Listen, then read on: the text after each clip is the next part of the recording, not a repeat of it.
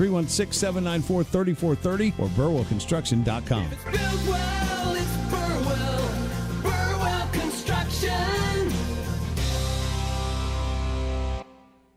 When it comes to maintaining a pool, it can cost you a lot of time and money. Don't fall for the gimmicks on the internet. Trust the experts at Good Pool and Spa, like Daniel. One thing I've really appreciated about the guys here at Good Pool is they've only suggested things that we need. They're not trying to upsell you on stuff necessarily. They're not trying to give you products that you may not need. They're very step-by-step. Skip the guesswork and trust the local experts at Good Pool and Spa. From chemicals and equipment to service and repairs. Good Pool and Spa, just west of West Street on Central.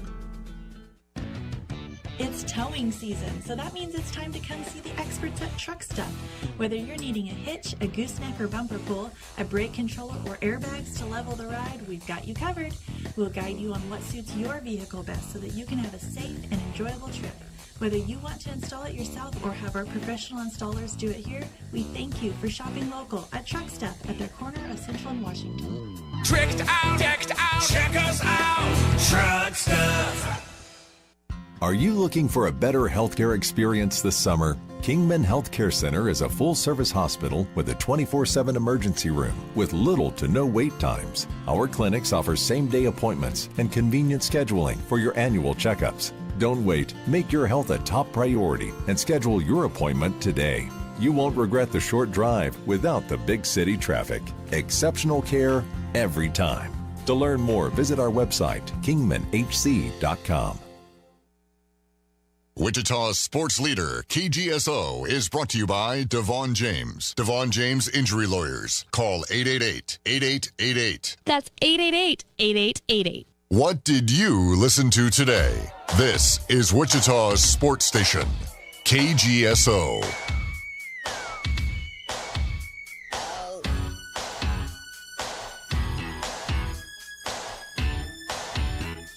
Welcome back into the show, 522-1410, our Maximum Outdoor Equipment hotlines. Call the show.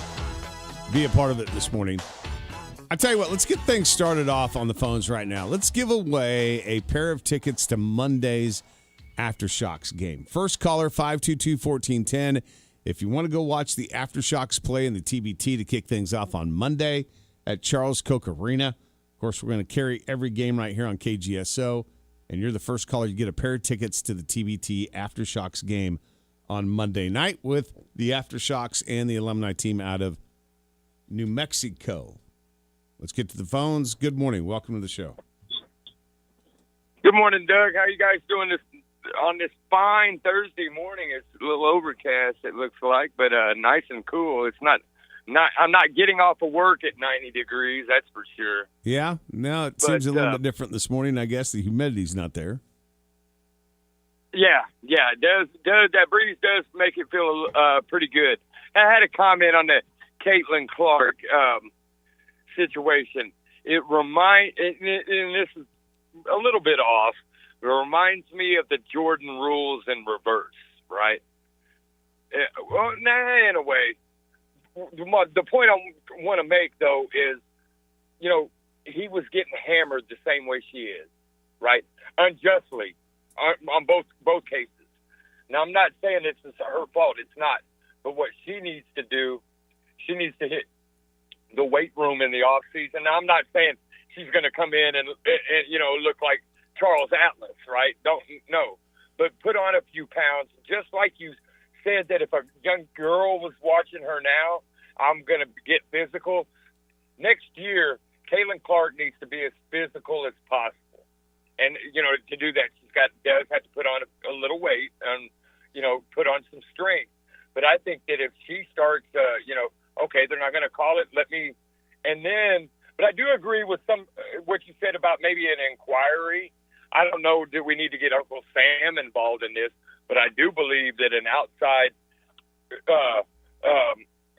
entity needs to take a look at how they call the games when she's in versus when she's not, and look for inconsistencies. And I think you would find that, the refs probably are in on some type of take and you wouldn't have to watch live games. You could go back and, watch previously played games to, check the discrepancies on that, wouldn't you think? Well, look, I mean, I don't know how there's not something going on because this seems to be a story night in and night out every time she plays. If this was a 1 or 2 off situation, it'd be different. But this seems to be a night in, night out situation.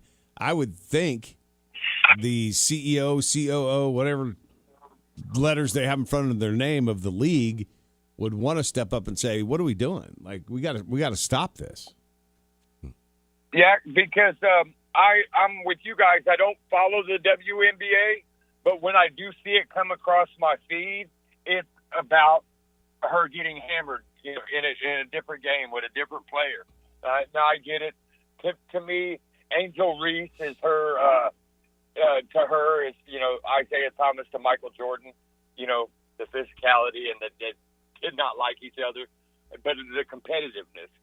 But yeah, I think if you want you want a good look on your league, you need to step up because in the end, it's going to come down to a safety issue, right? And I would almost say with a union involved, in my history with labor unions, that if the league doesn't do something, they're fostering an unsafe work environment. Then it becomes lawful, right? So you don't want that. But other than that, that was just my 2 takes on the Caitlin Clark situation. Taking the weekend off, unplugging the phones, and going to go fishing. All right, well, good. Sounds like a good weekend. Yep. Yes, sir.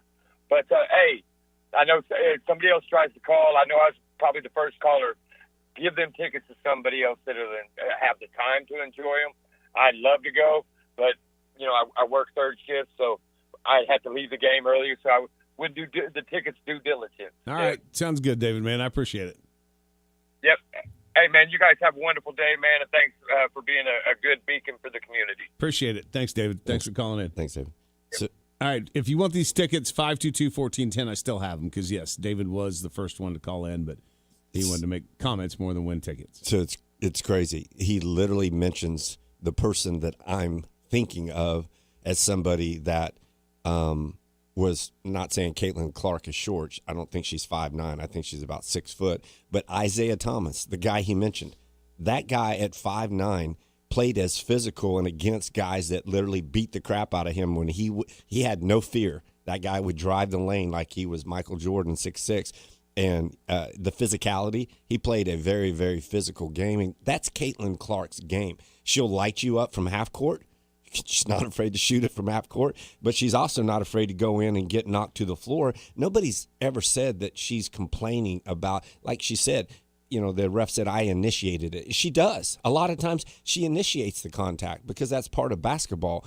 As far as her putting on some size, yeah, she could probably put on a couple more pounds, but you don't want it to affect her quickness. But that's part of her game. She reminds me of an Isaiah Thomas, who's a lot smaller physically, size-wise, that's not afraid to drive the lane.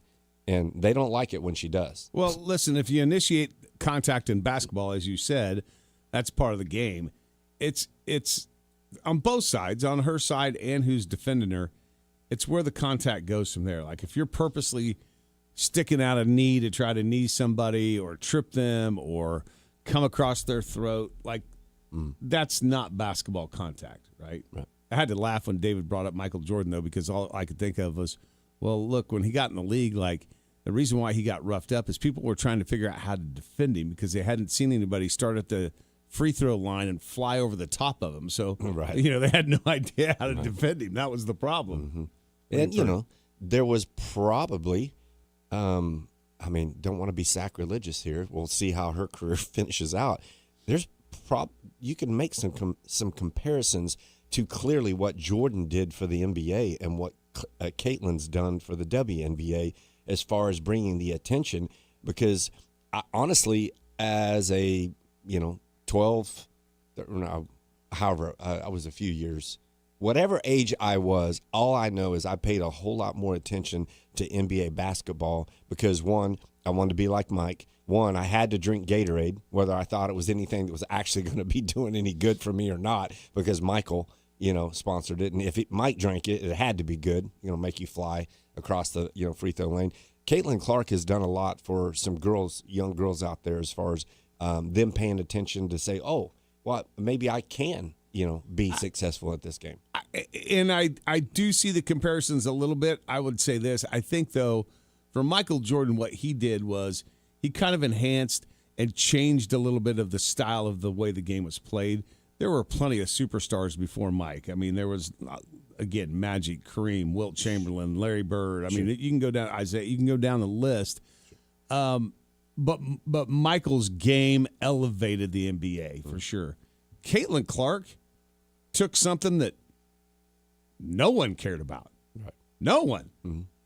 I mean, you could throw a rock and it not hit anybody in these arenas. To now, like you said, right. We're talking about it. Everybody's talking about it. Yeah. So you could argue that she's actually done something that even Michael, right, didn't do, as far as from where it was to where it is now. Yeah, 100%. 522-1410 if you want to weigh in, and if you still want these tickets to the TBT. There's thousands and thousands and thousands of people that are listening right now. Grab your phone, and you can go watch the Aftershocks on Monday. This is a team that's made up of more former Wichita State players because the TBT changed rules this year where you had to have at least 6 alumni versus the 4 from the year before. So you've got Connor Frankamp, you've got Jenkins, Marcus McDuffie, Rashad Kelly, Trey Wade, Morris Udezi, Corey Washington, all these guys back to try to run it back for the Aftershocks. And the prize this year, $2 million, not one. And the format's different. So basically what's going to happen is the Aftershocks are going to play the Enchantment, which is the New Mexico alumni team, and the best 2 out of 3 advances on.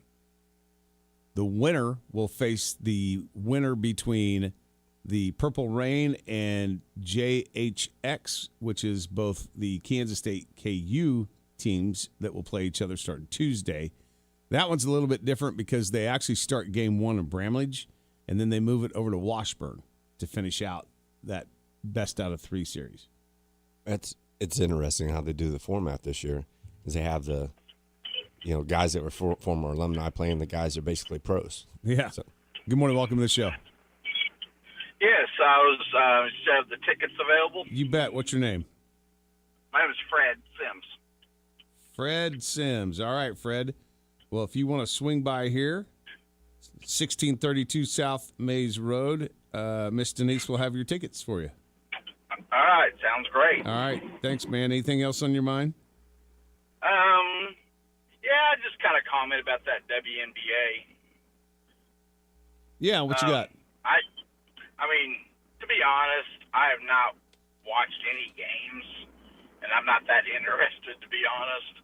But I mean, do you think maybe the higher ups are fine with this just because of all the extra attention they're getting? Could be. I mean, I don't know what else you could actually figure out here to make this where it's not a problem. I mean, yeah, they're getting a lot of attention over it. Like James said, I don't know if it's the right attention, but no, I agree. I don't necessarily think it's the right attention though, but I don't know. It seems like the higher ups don't really comment much ever about it. Well, look, I think you could look at yourself, and I fall in that category too because I don't watch it either. But does this make me kind of want to maybe tune in to the next game that she's in? Yeah, probably.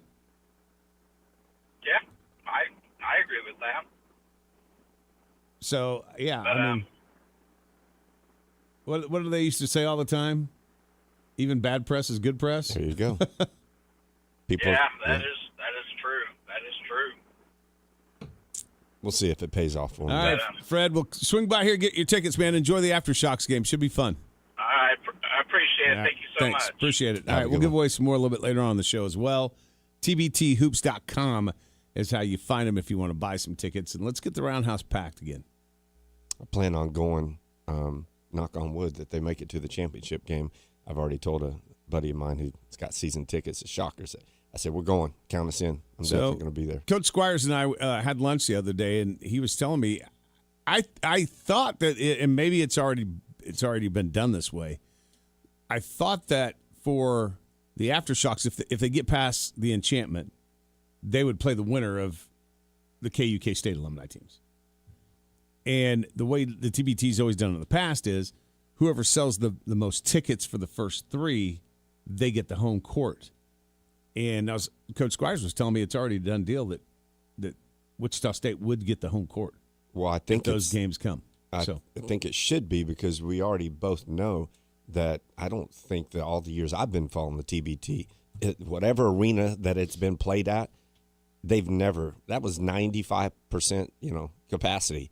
And for the championship game, it wasn't early on. Well, and they were getting, I think, 765 to 7,000 ish. No, the first couple of nights they had like 1,200 and 1,900. Really? Yeah, and then as the tournament went on, the crowds grew to that 5,000-6,000. And then for that championship, it was like over 9,500. I thought there was more there for the. No, because it was wasn't it Marcus McDuffie, I think, last year after game one, basically came out and called everybody out and said, "Come on, Wichita, where are you at? Okay.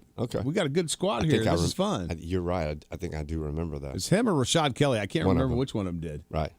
Yeah, I think I remember that. I've already had tons of friends talking about going on Monday, so hopefully they can get to 6,000 or 7,000. Surely. You would hope so, especially in this format, because again, it's best of three, like 2 out of 3, and you move on. Yep. And I do believe the championship game is scheduled for Sunday. I think part of the challenge that the TBT has with this is, like, even me. I mean, I know New Mexico basketball is pretty good. Wichita State just got them as a 2-year deal, home on the non-con. They've been to plenty NCAA tournaments. I'm not sure if I look at the roster of the Enchantment, though, I know any of these guys. Right. So that's kind of the challenge that you have. Right. And, if you weren't a Wichita State, fan or, somebody from Wichita, if you were outside, New Mexico could be saying the same thing about our guys. I mean, none of the guys that we have playing have played NBA basketball. Our shocker alumni, did they actually go? Well, yeah, a lot of them made the league. Now they didn't stay and didn't stay very long. Okay. But there was a lot of the guys that were in the league. And they went on to play at least G League basketball. Okay. I didn't know if they actually made in any NBA. Connor made, he made a couple of teams, and then he went overseas to play because he realized that he could make more money. Sure. And I think he's still playing overseas. It's crazy how much stuff has changed, because now he would have probably made more money staying at Wichita State. It's funny. Coach and I were talking about that very subject, and brought up more Ron Baker and Fred than anybody. And because we don't have that anymore, right? Like, right. You just don't really see players sticking at these schools and getting developed like those two guys did. And I told Coach, I said, here's the problem, though. If those two guys would have been playing in today's environment, Wichita State would have had a hard time hanging on to them. Mm-hmm. And not to say that they didn't love Wichita or the team they were on or whatever, but there'd have been some schools come at them with some big money. Oh, yeah. Yep. Yeah, I was just looking at a couple of things that popped up. Yesterday, one of the quarterbacks that transferred to Miami, he says, his comment was, I came here because of Cam Ward and, what the kid from Georgia that transferred there. Carson Beck, what they're doing here at Miami, competing for championships. I'm like, he probably came for the money, because Carson Beck went there for the money. Let's just be honest. You went there for the money. And he wasn't even enrolled in school. Right. He was just there for his millions. He said the part you weren't out loud. Yeah. But that's all good. It sounds good, though. Yeah. Final segment next.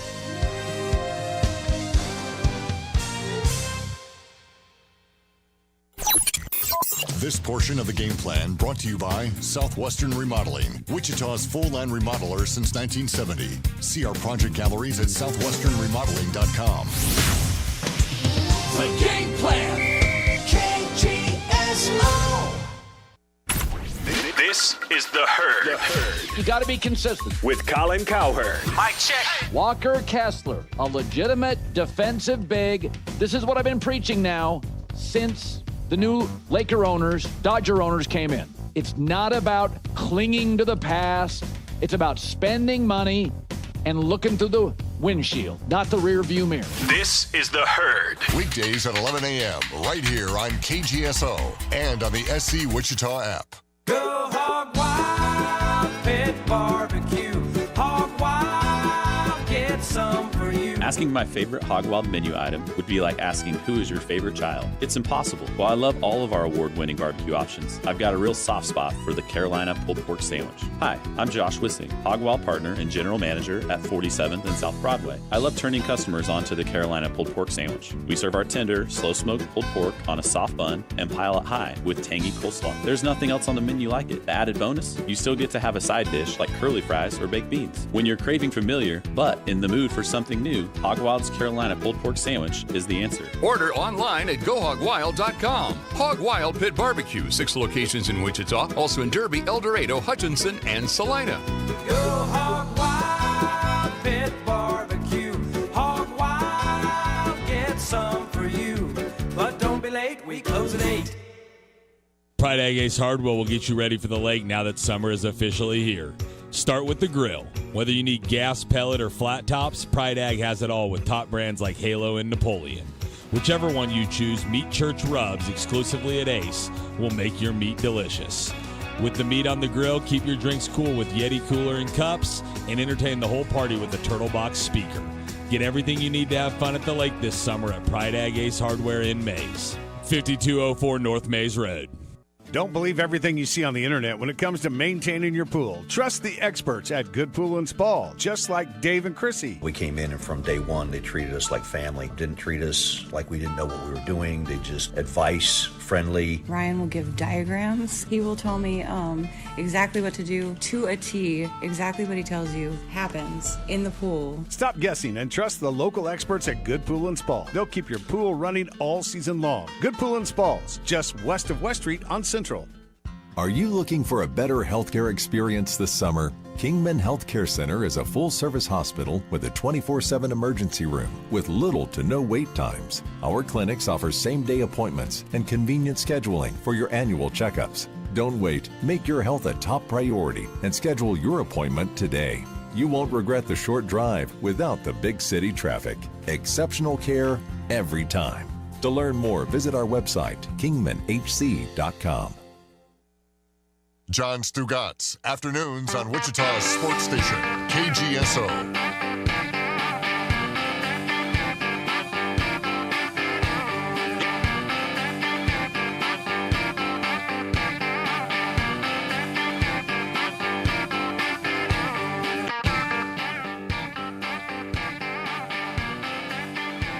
In today's day and age, everybody is looking for ways to maybe save a little money, put an extra $1 or $2 in your pocket. Well, one thing that you can do that on, and maybe it's something you don't think about a whole lot, is your trash bill. It comes once a quarter. For most of you, it's probably just a simple ACH withdrawal out of your account, or maybe you still write a check or pay with a credit card, however it is. Every single quarter when you look at it, you're like, I'm paying this much money for my trash service. Why am I doing that? Well, you don't have to anymore because there's a new service in town that's locally owned that is willing to take care of you at your home or your business. That is English Rentals and Trash. Better service, better prices. All you have to do is go on their website at english-rentals.com. That's english-rentals.com. Check out all their services. Check out where they have services at, and then give them a call and find out how you can save a little money on your trash service. English-rentals.com. It's English Rentals and Trash. A proud sponsor of this show. Appreciate them being a part of it and would appreciate it if you tell them you heard all about them right here on the Game Plan and KGSO. 522-1410, Maximum Outdoor Equipment Hotlines. Call the show, be a part of it. It's about time your conference got their you-know-what together. Yeah, I saw they just had their yesterday, Tuesday and yesterday was their football. Well, they finally figured out how to decide who's going to play in their conference championship. I did see something. Because last year was just a debacle. Yeah. I mean, you got the team that went on to play for the national championship that didn't even play for your conference championship last year. Yeah, I saw that they were trying to figure that stuff out, as they should. After a 5-way tie for second place that put Duke in the ACC championship over higher-ranked Miami last season, Jim Phillips, the conference commissioner of the ACC, said, well, that probably wasn't the best plan and a great idea, and it made us look kind of stupid. So they have changed their tiebreaker rules now. Head-to-head is going to be the most important, and then they've hired some fancy analytic company that's going to do what they call team success rankings to provide who has the best ranking and who is truly the second-place team if there's a tiebreaker. I mean, it's 2026. It shouldn't be that hard to figure out. I will say this. It has become more of a problem because these conferences now have grown so much. I mean, there's 17 teams in the ACC. They're moving to a 9-game conference schedule for most. A couple of teams are still going to play 8 conference games, but even the following year, you're always going to have one team that will only play 8 conference games. The problem is that with these conferences so big, they don't play each other every year. And so, if Duke never played Miami, but yet their record was better, you have to go, okay, well, I guess we give the nod to Duke, right? Well, and the other thing to me is that, I mean, there used to be this thing where you went with everything their conference record. Well, if everything was equal, and then, there wasn't a head-to-head. Let's say it came down to Duke and Miami, and they didn't play each other, so you couldn't use the head-to-head because they're not going to play each other every year. You just go to the old fallback that it used to be. You went to who scored the most points.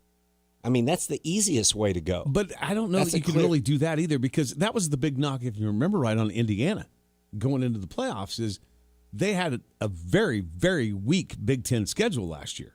They didn't play They didn't play Ohio State. They didn't play Penn State. They didn't play Michigan. Right. Like they didn't play any of the big teams. Right. Actually, I think they did. They played Oregon, and that game went to overtime. I think that was the only big team they played, if I remember right. But that was the big knock on them. Now, I think they proved everybody wrong once they got in the playoffs because they did knock off some big teams. But that's the tough thing about the total points is there are going to be years where your schedule could be against some of the weaker teams. So chances are, even though you're not the better team, you might have scored more total points. Well, this got to be a 100% black and white way to great. Listen, if everything's equal between these two teams, this is the thing that's going to decide, and it's got to come down to something to where you can add it up on a calculator, because it can't be something that's just left up to somebody's discretion, because it will end up making you look stupid. That was what was so disappointing about my team last year. Their schedule was easy enough that they should have won more games than they did. And now you were asking me this morning when we came in about them this year. Who's your starting quarterback? No clue, dude. I have no idea. You don't know who your starting quarterback? I have no idea. Well, see, I was talking to a buddy of mine, Ryan, yesterday, and we were talking about his Oklahoma. That's the problem with the transfer portal. Yeah. I have no idea. Yeah, we were talking about his Sooners, and of course, I mentioned a comment about, I don't know if it was on, I'm sure it was one of the Fox national stations, but I'm driving around, and the guy's going, yeah, Oklahoma's quarterback needs to, tune it down just a little bit, because he's already talking about how I'm going to be the greatest quarterback to ever play for the University of Oklahoma. And Ryan thought maybe it was the starting guy, Mateer, or one of the guys coming in, because they've got a 5-star kid coming in. And I'm like, well, you want you want the guy to be, confident in his abilities, but I don't know if you want to go out and start giving the Alabamas and the Georgias and the SEC powerhouses any more reason to come after you. But I mean, yeah, you got to know who your starting quarterback's got to be set by now. Okay, so just a quick Google search. And by the way, I have tried this year to stay away from a lot of news that has to do with my Nebraska team, because every year I get really caught up in it, and then I have all these high expectations only to be disappointed. So this year I've made a conscious effort to not really go in and do a lot of research on this team. I really we know it's not Raiola. I've actually paid more attention to their 2027 recruits, because they did get a 5-star top recruit to commit at quarterback in 2027. They're ranked within the top 5 right now in recruiting in 2027. Okay. So, I've been paying more attention to this. But quick little Google search tells me Anthony Calandra is going to be the projected starting quarterback. He is a transfer from UNLV. According to On3, he was one of the top 5 quarterbacks in the transfer portal. What's his size? Brother, I'm telling you what I know right now for the very first time. I have no idea. Yeah, it doesn't say right here. And the only reason I mentioned to you off air. Let me see here. I saw the North Carolina State coach talking about how his quarterback was potentially going to be the best quarterback in the league this year, in college football. And I looked this kid up, and this kid's 6'6", 220. And I was telling Ryan I liked how his quarterback, Mateer, at 6'1", 215 is real physical. This kid at 6'6", 220 he's going to be running people over. Threw for 3,459 yards last year, 23 touchdowns, 9 interceptions. Also added another 650 yards running with 10 touchdowns. So Google, it should say his size on there. Well, I would think. We'll find out. That's all I know. That's all I know. Well, you might be bigger than him. Hour 2 straight ahead. We'll kick it off with Wyatt Thompson next. Your latest news on KGSO. From the news desk, I'm Andy Hoosier. With election season officially here and mail-in ballots officially being sent out across south central Kansas, voters in the El Dorado area will have an additional local issue on their August 4th primary ballot, including the addition of a 1% sales tax for the community that would have that revenue go towards the Susan B. Allen Memorial Hospital in the community. As they say, if it is approved, it would generate roughly $3 million annually for the nonprofit hospital, where they say they have been in a financial loss over the past few years. But it's so important to be with people that know me and care about me. And if we lose this hospital, it's not going to be the same for anyone. Our goal is to never be eliminated altogether. I want them to feel like they can come here and get care and feel like they're the only patient that's in this room, right? The issue has caused a lot of conversation in the community, with some not in support of the initiative, saying that a nonprofit private hospital should not receive taxpayer support. The hospital did hold a public information session last night to discuss the issue. The news on KGSO is brought to you by Truck Stuff. Whether it's your camper, trailer, or both that need hauling, Truck Stuff has you covered. Online at truckstuffks.com or call 316-264-1908. The Chiefs open up fall camp on July 27th. Of course, first game is on Monday night, September 14th against the Denver Broncos. Everybody wants to know, will Patrick MaHomes be ready? Here's what he had to say about playing in week 1. It's not just my decision, but at the same time, I'm going to give the doctors and the coaches every single opportunity they can to let me be out there week 1. It's one more day off for the Kansas City Royals before they get back to work. They're currently in last place in the American League Central. The Royals will start a 3-game series tomorrow at the K against the Padres. That's sports. I'm Doug Downs. Sports Report brought to you by Burwell Construction. Decks, pergolas, patio covers, roofing, siding, windows, guttering, and more. 316-794-3430. We're online at burwellconstruction.com. It's time for you to crave a taco with a touch of tradition. Taco Pronto is family owned and has been operating for nearly 55 years. Taco Pronto makes all their food in-house from scratch using the freshest ingredients at prices that you can't beat. So come on in and take advantage today at Taco Pronto's daily specials to spice up your lunch, or grab a 12-pack of corn tacos for $11.99 for a quick dinner. Taco Pronto, 8385 West 21st Street North, and taste the difference for yourself and order online at TacoProntoWichita.com. When it comes to maintaining a pool, it can cost you a lot of time and money. Don't fall for the gimmicks on the internet. Trust the experts at Good Pool and Spa, like Daniel. One thing I've really appreciated about the guys here at Good Pool is they've only suggested things that we need. They're not trying to upsell you on stuff necessarily. They're not trying to give you products that you may not need. They're very step-by-step. Skip the guesswork and trust the local experts at Good Pool and Spa. From chemicals and equipment to service and repairs. Good Pool and Spa, just west of West Street on Central. Come check out the defending champion Aftershocks at Charles Koch Arena starting July 20th in the new look TBT. The Wichita State alums will be hosting the New Mexico alumni team as part of a best of 3 series on the road to TBT's now $2 million prize. Dexter Dennis joins this year's roster of Shocker legends playing July 20th and 23rd. For tickets, go to tbthoops.com, the Wichita State box office, or listen for giveaways here on this station. And stay tuned for the radio call The Aftershocks here on KGSO. Ag News from the Mid-America Ag Network. I'm James Guerin. It's been a tough, highly volatile stretch for the livestock complex as fatigue settles into the trade. Both live and feeder cattle futures have tumbled to their lowest level since late March, driven lower by a sharp $7 drop in cash cattle prices and rapidly softening wholesale box beef values. Tyler Cousins, director of the Livestock Marketing Information Center, tells us what trends that he's been seeing in the livestock market. The first thing I'd like to actually discuss is specifically U.S. livestock trade statistics. So kind of looking at the import side of things of livestock, kind of focusing on the cattle side here. From January through May, those first 5 months of the year, total cattle imports were just over 269,000 head, which was a decrease of 296,000 head, or more than 50%, or about a half of a decline from the amount of cattle that we saw imported during the same first 5 months of the year last year in 2025. The year-to-date decline in cattle imports, as you might expect, is due partly to lower imports from Canada, which were down more than 71,000 head, or about 20% from the same period last year. So kind of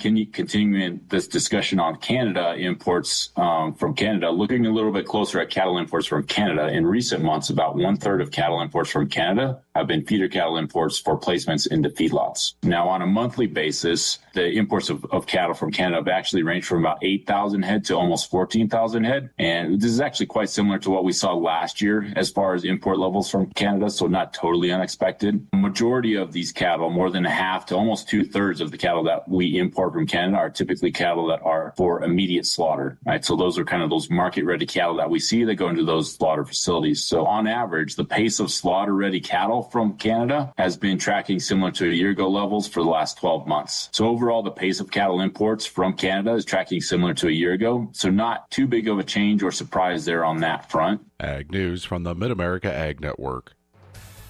Today's looking about the same. Highs in the lower 90s, about 90 in Wichita. Sunshine, a few clouds around, maybe a small chance of a stray pop-up shower or thunderstorm. We'll have a south wind 5 to 15 miles per hour. From the Cake First Alert Weather Center, I'm meteorologist Cameron Venable. At 7 o'clock, it's currently 88 degrees. This is Wichita's sports station, K230BY, 93.9 FM, 1410 AM, and 99.7 HD3. KGSO broadcasting live from the KGSO studios in West Wichita. This is The Game Plan on Wichita's sports station, KGSO.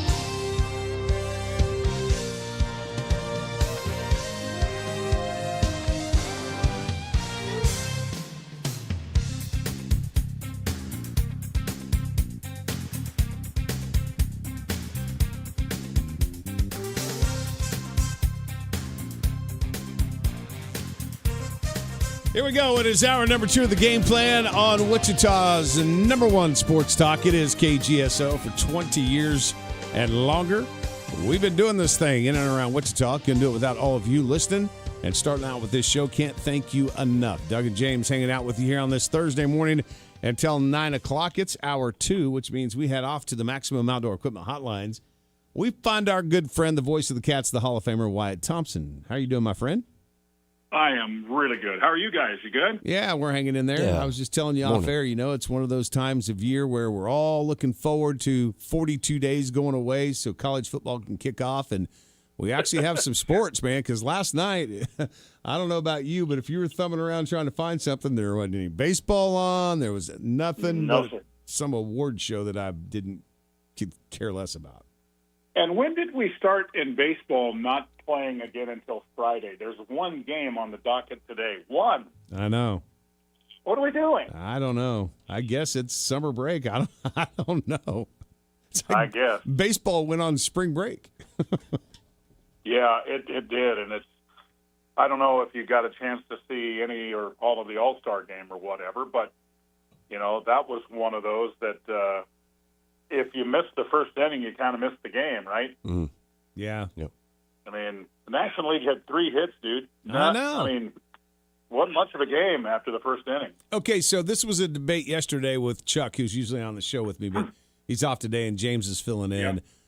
So him and I got in this debate yesterday because I've always said this about baseball. Like, I appreciate a good pitcher's duel. Like, I appreciate when pitchers and when the lineup has to figure out pitching, right? And I don't mind low-scoring baseball games. And so Chuck told me yesterday, he's like, well, the All-Star game should have been right up your alley. It was a pitcher's duel. And I go, no, it wasn't. Each one of these teams threw like 11 guys. Like, nobody got into a rhythm. That's not a pitching duel. You think that's a pitching duel when that happens? Right. Now, with that said, I think the pitching was pretty dominant. Right. But a pitching duel would probably be inaccurate. I would agree with you there. Right? You run out 10 or 11 guys over a 9-inning game. You're right. There isn't a lot of rhythm. And, I think there was some criticism, too, of taking Aroldis Chapman out late to get one more out and let one guy get in. But that's the All-Star game. You have to accept that part of it, right? Yeah. But anyway, I just think, back to the original point, it is the time of year where we're all, especially when the Royals are not good, and they're not, people are like, oh, please September 5th, or even August 29th, where we can watch some games, right? Week 0. Yeah, no doubt. That's what everybody's wanting now, for sure. So, and I get it. I'm right there with them. I was going to ask you this question. We'll get into talking about some college football here, but one thing that we are kind of fired up for around here, just because they won it last year, is the TBT tournament. Do you follow along with Purple Rain at all? Do you pay attention to any of that? I do, and it's funny you ask about that, because a couple of the guys that I work with up on the second floor of the Shamrock Zone, we snuck down and watched a little of the, I guess I'll call it a practice. When we were there, they were mainly just getting up some shots, but saw Michael Beasley, talked to him briefly. He's thin, but he looks good. He still has that magical-looking left-handed jump shot. Saw Jordan Enriquez and Martavius Irving and Mike McGurl and several others, but it was really kind of fun catching up with a few of those guys and we weren't there, but maybe, I don't know, 30 or 40 minutes, but it was fun talking to those guys. They love K-State, and I think they're really proud to kind of represent the Wildcats. And let's be honest, this is a little different way. How many years have we had the TBT now? 5, maybe? Yeah, probably 5. Is that even close to right? Yeah, I think that's about accurate. Yeah. No, but it was good to see him, and who knows? I saw a little clip on local TV this morning. Frank Mason playing with the KU team or JHK or whatever they're calling themselves. They change more than we do. I don't know why they. I'm kind of kidding there too, but they'll have a representative team. That's for sure. Yeah, I mean, I guess if there's anything kind of cool about this is we're starting right off. I mean, obviously, KU, K-State's alumni teams are playing each other right out of the bat. The winner of that will play the winner of Wichita State and the Enchantments, which is New Mexico. So if it happens to be the Aftershocks, then that game is here at Coke Arena. So then you get a KU, K-State possibly facing, a Wichita State alumni team. The TBT can figure out how all 3 schools can play each other. I don't know why we can't figure that out in regular college basketball.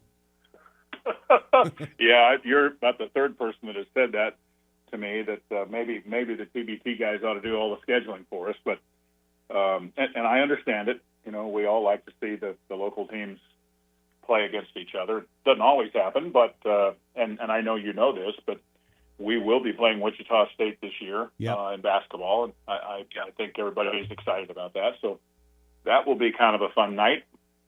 So while we're talking about basketball, and we talked to Stan about this briefly on Monday, but obviously the NCAA made the announcement that Wichita will be the play-in site, which I said after we expanded to 76 that Wichita should go after it because we always supported basketball. But look, I think that's got to be exciting, obviously not only for Wichita and Wichita State, but for KU and K-State too, probably more on the K-State side if recent history repeats itself, because an opportunity to possibly – you want to make the field, but if you get into one of the play-in games, you got a chance to play it in Wichita. That's got to be exciting as well.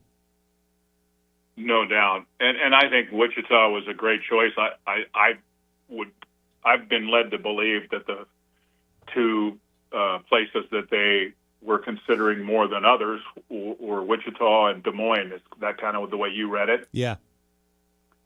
I think both of those facilities are terrific, but I think Wichita is such an easy pick in some ways, just because of all of the, all of the things that you can do downtown. At least that's what the opinion is of most. And I get it. I understand it, because that time of year, you want to be able to, have people drive in, spend a lot of money, be in those restaurants, bars, and watch basketball and all of that. And I think it's a pretty good choice.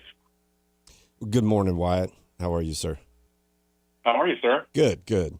So I'd like to get back to something that is getting me through these, sportsless days and getting prepared for what we call the boys of fall or whatever you want to call it. So let's get into smaller numbers, and I'd like to look at it as we only have 7 more K-State football-less Saturdays left, right? And I've always wanted to ask you, and I'm going to take this opportunity because I've always, and Doug knows this, and he'll say, yeah, he's told me this numerous times. Your profession, what you get to do for a living, it's something that I wake up every day, Mr. Thompson, thinking I would love to be able to do what Wyatt does for a living and just live and eat and breathe sports, especially your K-State Wildcats. So when we get to this here in 7 Saturdays, when you get to a K-State football Saturday, Wyatt, what's the first thing that you look forward to doing, the most, or when your day starts? I mean, is it just straight up getting to the stadium and starting your preparation, preparing? What is it that you look forward to most about K-State football Saturdays? That's a great question. I think there are a lot of answers to this, to be honest with you, because let me give you an example. Here in a little less than 2 hours, I'm going to be doing a little video thing with Athletic Director Gene Taylor, and some of the talk will be about football. And we're starting to. I was telling Doug off air, K-State. I found out yesterday the report date is tentatively August 4th, and it's just kind of a slow build through the next few weeks. Getting the guys in, going through the testing, then the practices leading up, and then, it's game week and that first radio show, and going to the facility early. I'm an early guy, and everybody knows that. And watching the crowd build over several hours, all of that stuff to me is a meaningful thing, and I try really hard to soak it all in and never take it for granted, because it is so special. When I'm there that first Saturday, I'm thinking about the people that I've seen over the last several months, in some of these events, catbacker events and other things that travel our way to be here, and how special it is to them. I think about those kind of people too. And so it's a long answer to a pretty short question, but those are kind of Dr. Frank Trace has retired, but listening and watching his kids, go through their, I'm going to say 90-minute practice or whatever it is, all of those things are just part of what makes this such a special thing. Because you're right, it only happens 6 or 7 Saturdays every year, and I try very much to savor it all. Obviously you do things at a much different level than I do, but I think some of the prep work is still the same for whether you're doing high school or college or the NFL. You still have to spend some time during the week studying. You got to put together your broadcast boards and all that. And I know for me, like I'm like you, I show up at a high school game probably way earlier than I want to. Sometimes I have to go find an athletic director just to unlock the door so I can get in. I get there so early. But I do that because I want to have that time by myself before the rest of my crew shows up to get the studio organized the way I like it. So when the game starts, I feel comfortable. But, you kind of, you get there and you get all that done. And then, man, it's like that last 30 minutes before you start your pregame, for me anyway, I'm just like, can we hurry up? Let's go. I'm ready to go. Let's go. Let's get to the pregame. Well, and you get so excited for it. I mean, we, in our situation, we do a 2-hour pregame show. And let's say the game's at 1 o'clock, so you're on the air at 11. The build up to 11 is like, man, we're right there. Here we go. And then once you're on the air, and going through all of those different segments and interviews and all of those pieces and visiting with people and, sponsors coming in and out of the booth, other people coming in, all of those things are things that I, over the years, you just, it means more the longer you're around, to me personally. Yeah. I don't want to speak for everybody, but I'm like you. I'm early. I get everything else. I mean, Blackie and those guys used to laugh at me. I'd come in and, I put my computer in a certain spot and the monitor in a certain spot and my bag in a certain spot. I mean, there's a method to the madness. No doubt. Maybe that's the way to say it. Yeah, there's no doubt, and make sure all the cords aren't Yeah. just flung everywhere. Like there's a lot more that Correct. goes into it than Yeah. what people realize for sure. For sure. From Yeah. Colin Klein's standpoint, and kind of on the same lines of topic, only switching more towards the coaches. Obviously this is his first year as a head coach. I know in spring ball, everything went well. From what I hear, pretty intense guy. Expects perfection for the most part. Yep. Do you think from spring ball to fall camp, things will change as far as like just his overall demeanor or attitude, or will he keep things pretty even keel of what they saw in spring ball, and just as weeks go on, obviously ramp it up towards the home game? I think the right answer here is that Colin really doesn't change much. That doesn't mean you aren't adaptable. I'll give you an example. Right at the end of spring ball, I asked him, this was a few days after the last practice, what did you think overall? How did it go? What did you learn? Those kind of things. And I thought it was very intriguing that he said it was success for the most part all the way across the board. And yet, going through it for the first time as a head coach, I made some notes that, I want to do this a little bit different or that a little bit in a different way, into next year. And I think that will happen, in camp too, and game week, and that first mock game before, probably the Thursday or Friday before the opener. All of those things are so important to him and to people like him, and so they're going and doing it for the first time. We all learn, right? Even though he's learned from some of the best, you still want to do it the way you want to do it. And I think there will be some small tweaks. I'm not talking about reinventing the wheel here, but I thought it was really a cool thing that he was talking about that, and I don't want to get into major specifics about it, but it's just different practice days and how to do things and a tweak here and a tweak there. But he's always thinking about that kind of stuff. That's a given. So Wyatt, back to kind of piggyback off the question I had about, your routine for that Saturday. I'm also thinking it probably has a lot to do with what time the game is, because this first Saturday is at 6 o'clock. The game next Saturday is at 11. So I'm thinking, man, if I'm Wyatt and the game's not till 6, I can get there, 12, 1 o'clock, whatever, scoot down to the parking lot, get some tailgating food going on.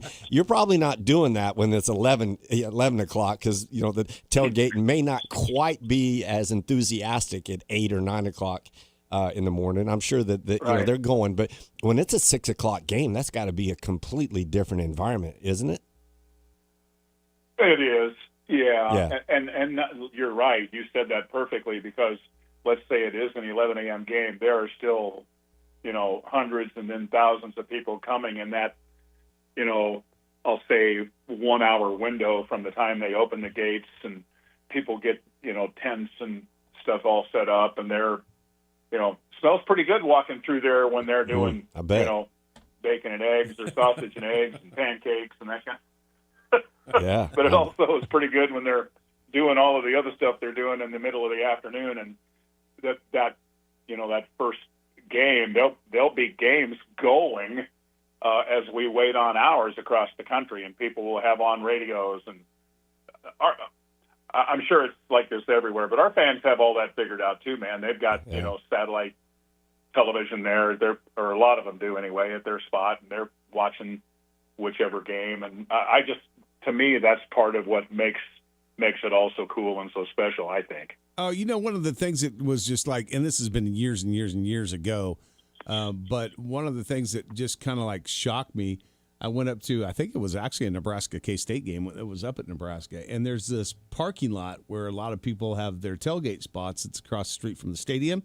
Yeah. And on every light pole, there are satellite dishes that when you rent that, you also get that dish. So if you have one of those services, you just plug in and boom, you go. Now, I'm sure it's changed now because a lot of stuff is now doing streaming, but it was like, you looked around like, I can't believe how many satellite dishes are like set up around here. I know. Yeah, the streaming part has probably simplified that, hasn't it? I didn't really think about that until you said it like that. But yes, I would think so, because it's really, the technology is so different. Don't want to totally change the subject, but I was talking to a guy yesterday that I work with, and won't tell you who it is, but I work with this guy, and he now has one of those mowers that is run by GPS. Have you seen those? Oh, yeah. Yep. At golf courses or whatever. They're pretty Yep. slick now. Yeah. And so when you're able to do that kind of stuff technically, and the streaming part is the good part about it now is they've gotten good enough at it. It is, nothing's perfect, I suppose, but you can kind of, in the old days, if you had to switch, it was maddening to have to switch, right? Right, yeah. But not so much anymore. You can do it, pretty flawlessly anymore. Okay. And I think for the fan, and that's what we're talking about here, that's a great experience, and that's what you want. You want them coming back, and we want them in the seats, no doubt. But it's also pretty cool just kind of sitting there having a hamburger and a beer and watching games in the parking lot too. Can I tell you a funny story about one of those mowers? Not to get off subject, but this just happened a couple of weeks ago. Yeah. So I'm playing in. So we have a very good sponsor here, Rusty Eck and the Eck Auto Group, and every year they do a golf tournament where they raise money for teachers. And so we were playing out there a couple of Mondays ago, and those mowers were going off. Well, we're standing on a hole, kind of waiting to tee off. The people in front of us are still in our way, so we're just kind of waiting for them to get through. And we're talking to some of the teachers that come out and represent, and one of those mowers come by. Well, this teacher had her little handbag that was laying there on the ground. The mower ran over it and just got stuck on it. And you could just hear it chewing up this bag. And so, I mean, we all thought when the mower got that close to us that, it would turn. Right. Runs right over the top of her bag, and it's just going, I'm like, oh, man. That's got to be a safety concern. What if that was a small child? That's not good. Or a small dog. So I reach over and hit the stop button on it real quick, and we pick it up. Now, luckily, it really didn't do a whole lot of damage to her bag because it's just these little like razor blades that are under there. But she's like, my car keys, my phone, everything is in that bag. It's disturbing. Oh, sure. You can. I mean, I wasn't there, but you can envision that. You tell them the story, you can just visually see that, happening, and it probably won't be the last time either. Probably. No. Well, Wyatt, this is a true story. It's kind of depressing that you brought up the robot mowers because obviously I'm not ever going to be able to do what you do for a living. So somebody asked me, "What do you want to do when you retire?" And I'm like, I just want to be the guy that goes and mows the golf course every morning. I just want to put my headphones on, get on a mower. I can't play that golf course because I suck at golf, but I just love to, it's meditation for me to get on a mower and mow a beautiful golf course. Now I can't even do that, Wyatt. We got robots doing that. I understand. Yeah, and it's funny you say it like that too. It makes me think my son is a golf course superintendent out in Southwest Kansas, and little 9-hole course, and nice. If you want to mow, he's got a spot for you every now and again. I'm in. So, I am in. Let's go. All right, we're going to end this conversation on some sports here again because I didn't mean to get off on that deal. But when you brought that up, it just reminded me of that story a couple of weeks ago, and it was just like, wow. But I do want to ask you this real quick, and we may not have enough time to completely get through this answer, and as time goes on, we'll talk about it more. But just from your point of view, realistic expectations for Avery Johnson, because you hear people obviously that say, oh boy, this year he's going to have a breakout year, he's going to be a Heisman candidate and all that, and I kind of sometimes I'm like, let's pump the brakes, let's give this kid a real expectation chance of making his game better than what we've seen in the past, not to say it was bad, but making it better and leading this team. Well, I think it's one of the more interesting subjects surrounding Kansas State football because Coach Klein has not really held back in any way, saying he wants Avery to cut it loose from the jump, is the way he put it. I heard him say that at least 3 or 4 times at the Star in Frisco at Big 12 Media Days. He is leaning on Avery heavily in a lot of ways. But, you know, I do think he wants him to just, like I say, cut it loose and go be you, right?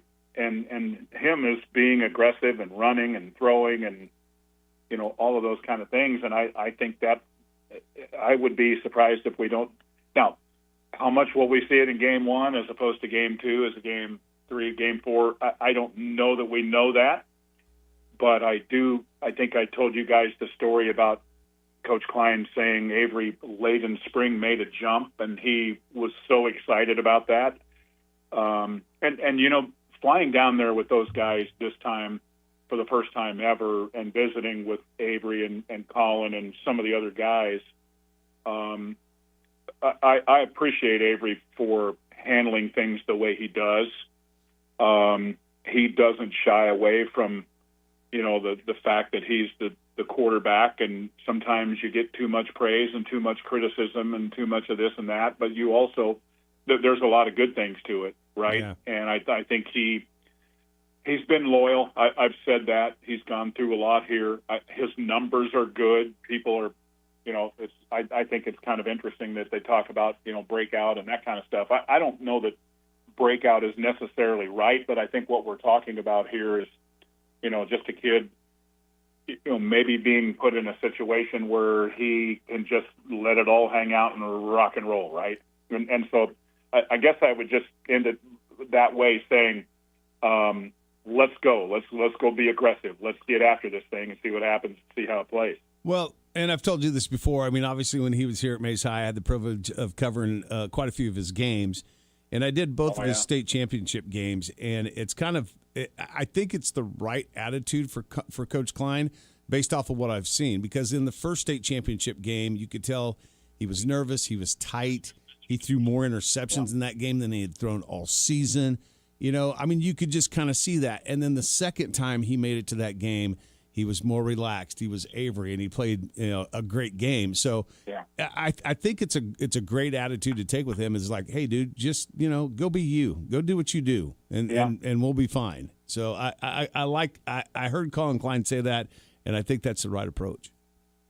And the other variable there that isn't talked about nearly enough is you know, K-State's got to be good around it. For Avery to be what everybody wants him to be, you know, we've got to have that offensive line come through and be rock solid, right? We've got to have production out of those tight ends, receivers, and running backs. There's a lot to it. But I do think if you're talking just about potential, I think K-State has the potential to be one of the better offensive teams in the league. We'll see how it plays out. That's a big statement. There's a lot of good offenses in this league, right? I've been doing all these depth charts in the preseason, and you know, you have to make fewer changes when you get into the year when you do that. And I'm even doing tech with the hope that we play them in Arlington, right? And so the last couple of days I've been looking at that kind of stuff. And yeah, they don't have Brendan Thorsby, but you'd be kind of surprised at how good they are in other places. Almost their entire offensive line is, well, actually their entire offensive line is back, right? They have a new defensive front all the way across. Have a new linebacker by the name of Austin Romaine. You guys have probably heard of Austin Romaine. Yep. Did you see that in the preseason All Big 12 team, they had 6 of the 11 defensive first-teamers? Did you see that? Yeah, I saw it, and then I just didn't pay attention to it. My point is, though, is there were a lot of good players in the league, and what's the kid at Oklahoma State going to be all about? I mean, is he going to be the real deal, right? I mean, and you could just go down and that's what I love about this so much, is that, you know, studying these teams, what are they now? What can they be at their highest level of production? Yeah. You know, that's the way you got to look at it. No doubt. All right, my friend, we got to run. Appreciate your time as always. Have a great week. We'll talk to you again next week. You got it. Thank you, fellas. Appreciate you. Thanks, Wyatt. There he goes, our buddy Wyatt Thompson, voice of the Cats. I'm going to get his son's phone number. That's my new career. Yeah. Back after this. This portion of the game plan brought to you by Southwestern Remodeling, Wichita's full-line remodeler since 1970. See our project galleries at southwesternremodeling.com. The game plan. KGSO. Want to hear more of KGSO? Don't forget to download our app today. Fill out weekly surveys, register to win great prizes, listen live, message our shows, and so much more. Plus, get reminders of special programming and games you don't want to miss. Just find SC Wichita in your app store and make KGSO your new favorite app. It's Wichita's Sports Talk, right on your phone. Download the SC Wichita app today with Wichita's Sports Station, KGSO. Temperatures may be climbing outside, but the prices are dropping at Rusty Egg Ford. Get $8,000 off MSRP on the 2026 Escape Hybrid. Buy for just $28,895. That's great gas mileage and pricing. The Escape Active is $6,200 off MSRP and starts as low as $27,975. Plus, these come with 2 years maintenance on us. Visit RustyEggFord.com. Family owned for over 70 years and simply the best place to buy. See dealer for details. Are you looking for a better healthcare experience this summer? Kingman Healthcare Center is a full-service hospital with a 24/7 emergency room with little to no wait times. Our clinics offer same-day appointments and convenient scheduling for your annual checkups. Don't wait. Make your health a top priority and schedule your appointment today. You won't regret the short drive without the big city traffic. Exceptional care every time. To learn more, visit our website, kingmanhc.com. Professional excavators and homeowners, safety always comes first, and safe digging is no accident. So before you begin your next digging project, remember to call Kansas 811 to have your underground utility lines marked for free. Know what's below. Call 811 before you dig. So play it safe. Put down the shovel, pick up the phone, and call 811 first. This message is brought to you by Kansas 811, reminding you that no matter if your digging project is big or small, don't make a judgment call. Always call 811 before you dig. Where'd you get that grin? Right above your chin. You know the place. Puts a smile on your face. Andy's the one. Frozen custard fun. Made fresh every hour. It's your happy power. Top your day.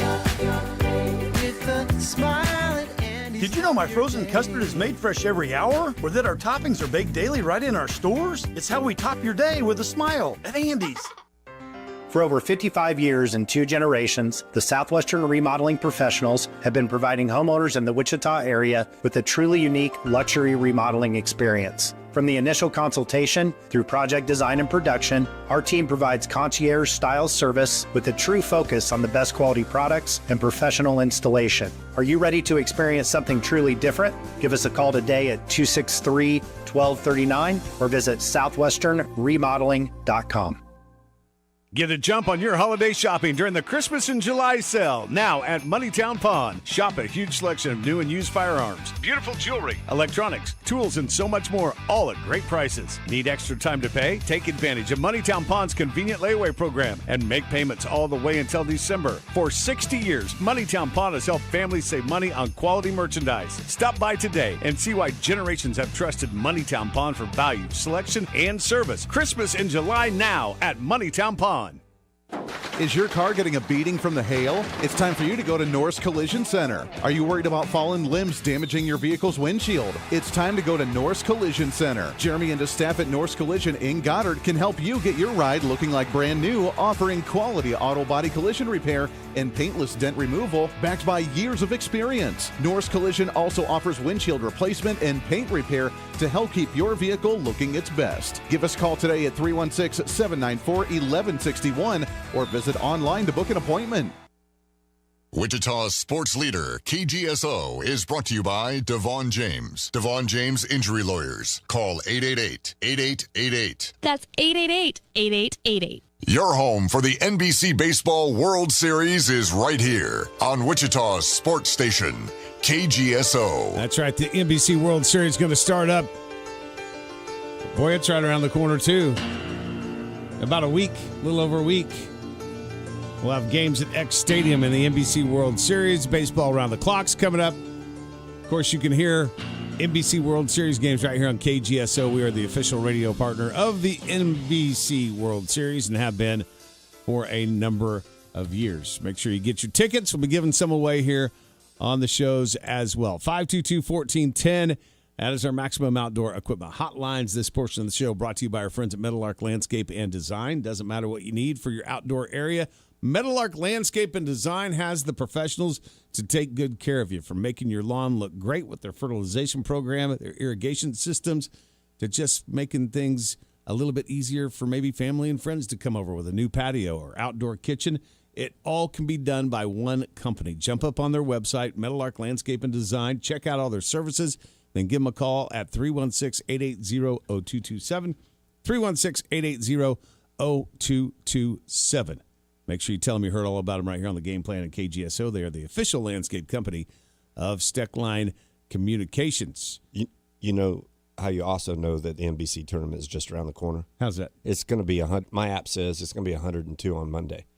So it's always the hottest when the NBC. I've never understood. That's good because we don't want a bunch of rain and reschedule. No, we're not going to have that. It's going to be 100 degrees for about 4 months, which you and I both like. Right, I'm not complaining. Yeah, but the crazy thing is, they call it the dog days of summer. Dogs don't like the heat. Why would you call it? It's got to be like the camel days of summer, because camels love the desert. They love the heat. Dogs don't want to be out there when it's 102 degrees. Yeah, so that actually came, it didn't come from dogs. That actually came from, that is when the star that's called the dog star is at its brightest. Okay. That's where that term came from. I knew coming on this show that I was going to learn something today.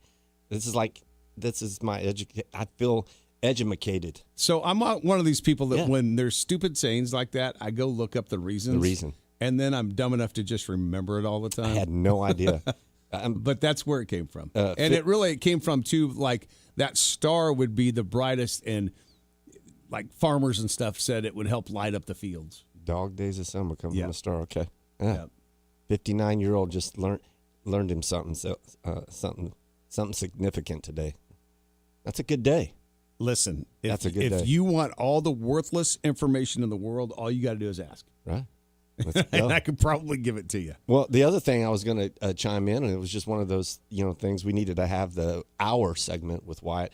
The other reason why the TBT this year, if you're a coach, because I Googled, I don't know if it's 100%, there's supposed to be 4 coaches for each TBT team and 12 players. So you got 16 players. So instead of potentially making $50,000 to $60,000 if you win this, you get $125,000 a person. That's a pretty significant chunk of change for what? Huge. 2 weeks? Yeah. 2 weeks worth. I want to make $125,000 in 10 years. They potentially make this in 2 weeks. Yeah, I think last year every player and coach got $73,000 or something like that. Yeah, you split that up. That's like $125,000. That's good money. I'm telling Almost you, man. makes you want to go play. Yeah, well, let's go. If I played, you ain't winning $125,000. I can tell you that. There's not going to be anybody watching that. I just want to be the water boy. If I'm getting $125,000 for giving the guys water, I'm in on that. Let's go. Hey, let's give away some more tickets to that. How about that? Let's do it. 522-1410. First caller, pair of tickets to Monday's TBT game against the Enchantments, the Aftershocks, the Enchantments, New Mexico's alumni team. Where does that name come from? I have no idea. That's a very non-masculine basketball team name. Yeah, I don't know. I don't know how these guys are naming their teams or where they're coming up with them. That's like one of those virtual reality golf team names. Enchantments? What? What's this? Good morning. Welcome to the show. Who's this?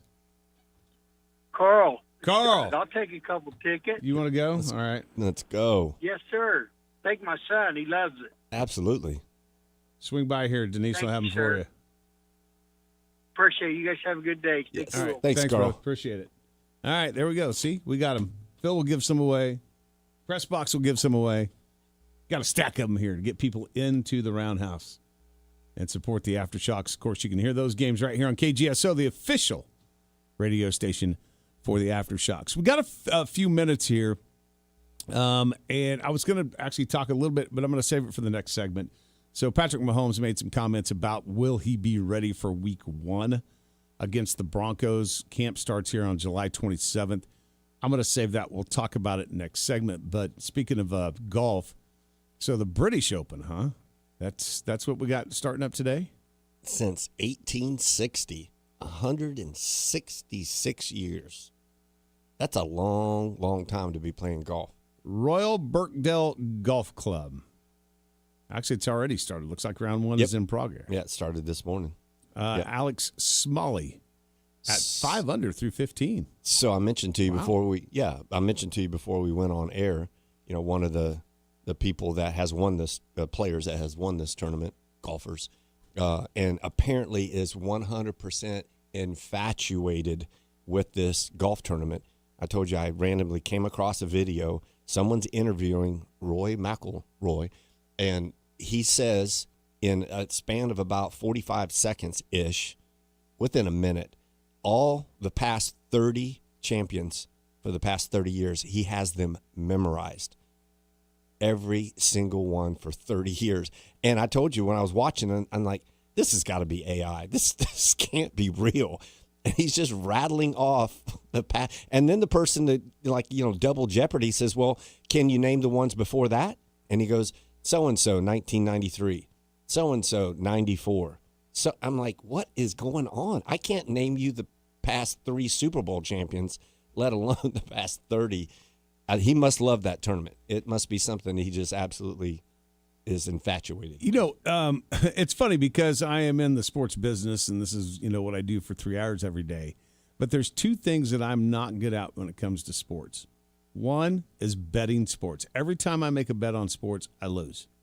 I can come in here, I can pick 10 games every single week. I can sometimes go 9-1, 8-2, 7-3, whatever. If I put those same picks on a sports betting app, I will lose every time. You saying that, you know what just hit me? I have one, I won't say who it is because they don't advertise on the best sports radio show in Kansas. I have one betting app. I've bet like $40-ish. I've never won one. I have a buddy of mine, and hopefully he's listening because he knows the shows. He loves sports, and this is one to be listening to. He wins probably, I'm not kidding, at least 60 to 75% of the time. And he's betting, 5 here, 10 here, right. Not big money, but he's always winning. And he bets on pretty much everything, gerbil racing, whatever. I mean, he bets on all kinds of crazy, chariot racing and stuff, and, football and basketball. But what I need to do is just have him do the bets for me and tell me what to do instead of me doing it. It doesn't matter. You can't. You don't even know anybody that can help you win. It doesn't matter. I can tell somebody what my picks are, tell them to make a bet because I'm usually pretty good at it, and that week all those picks will not hit. It happens every time. I'm just not good at it, so I don't do it. The other thing that I'm not really great at when it comes to sports, I'm not a guy that can remember stats from 10 years ago or a particular play in a game from last year. Like, I'm one of these guys that I look forward to the game, I watch the game, and then I forget about the game. Sean, who's up on Facebook right now, says, I believe New Mexico is the land of the enchantment, hence the name.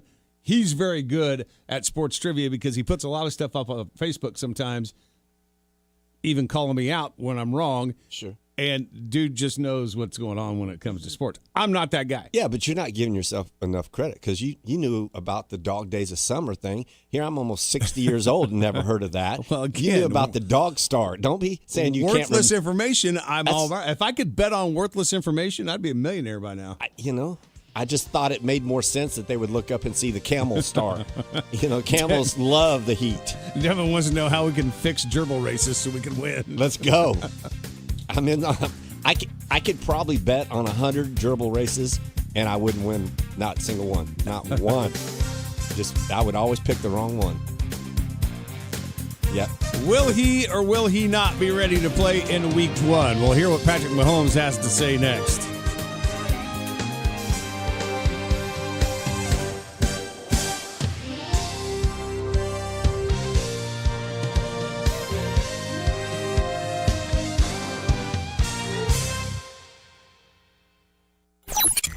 This segment of the game plan is brought to you by Moneytown Pawn on Oliver, just south of Pawnee. Tools, electronics, firearms, jewelry, and more. Find what you need at Moneytown Pawn. The game plan. KGSO.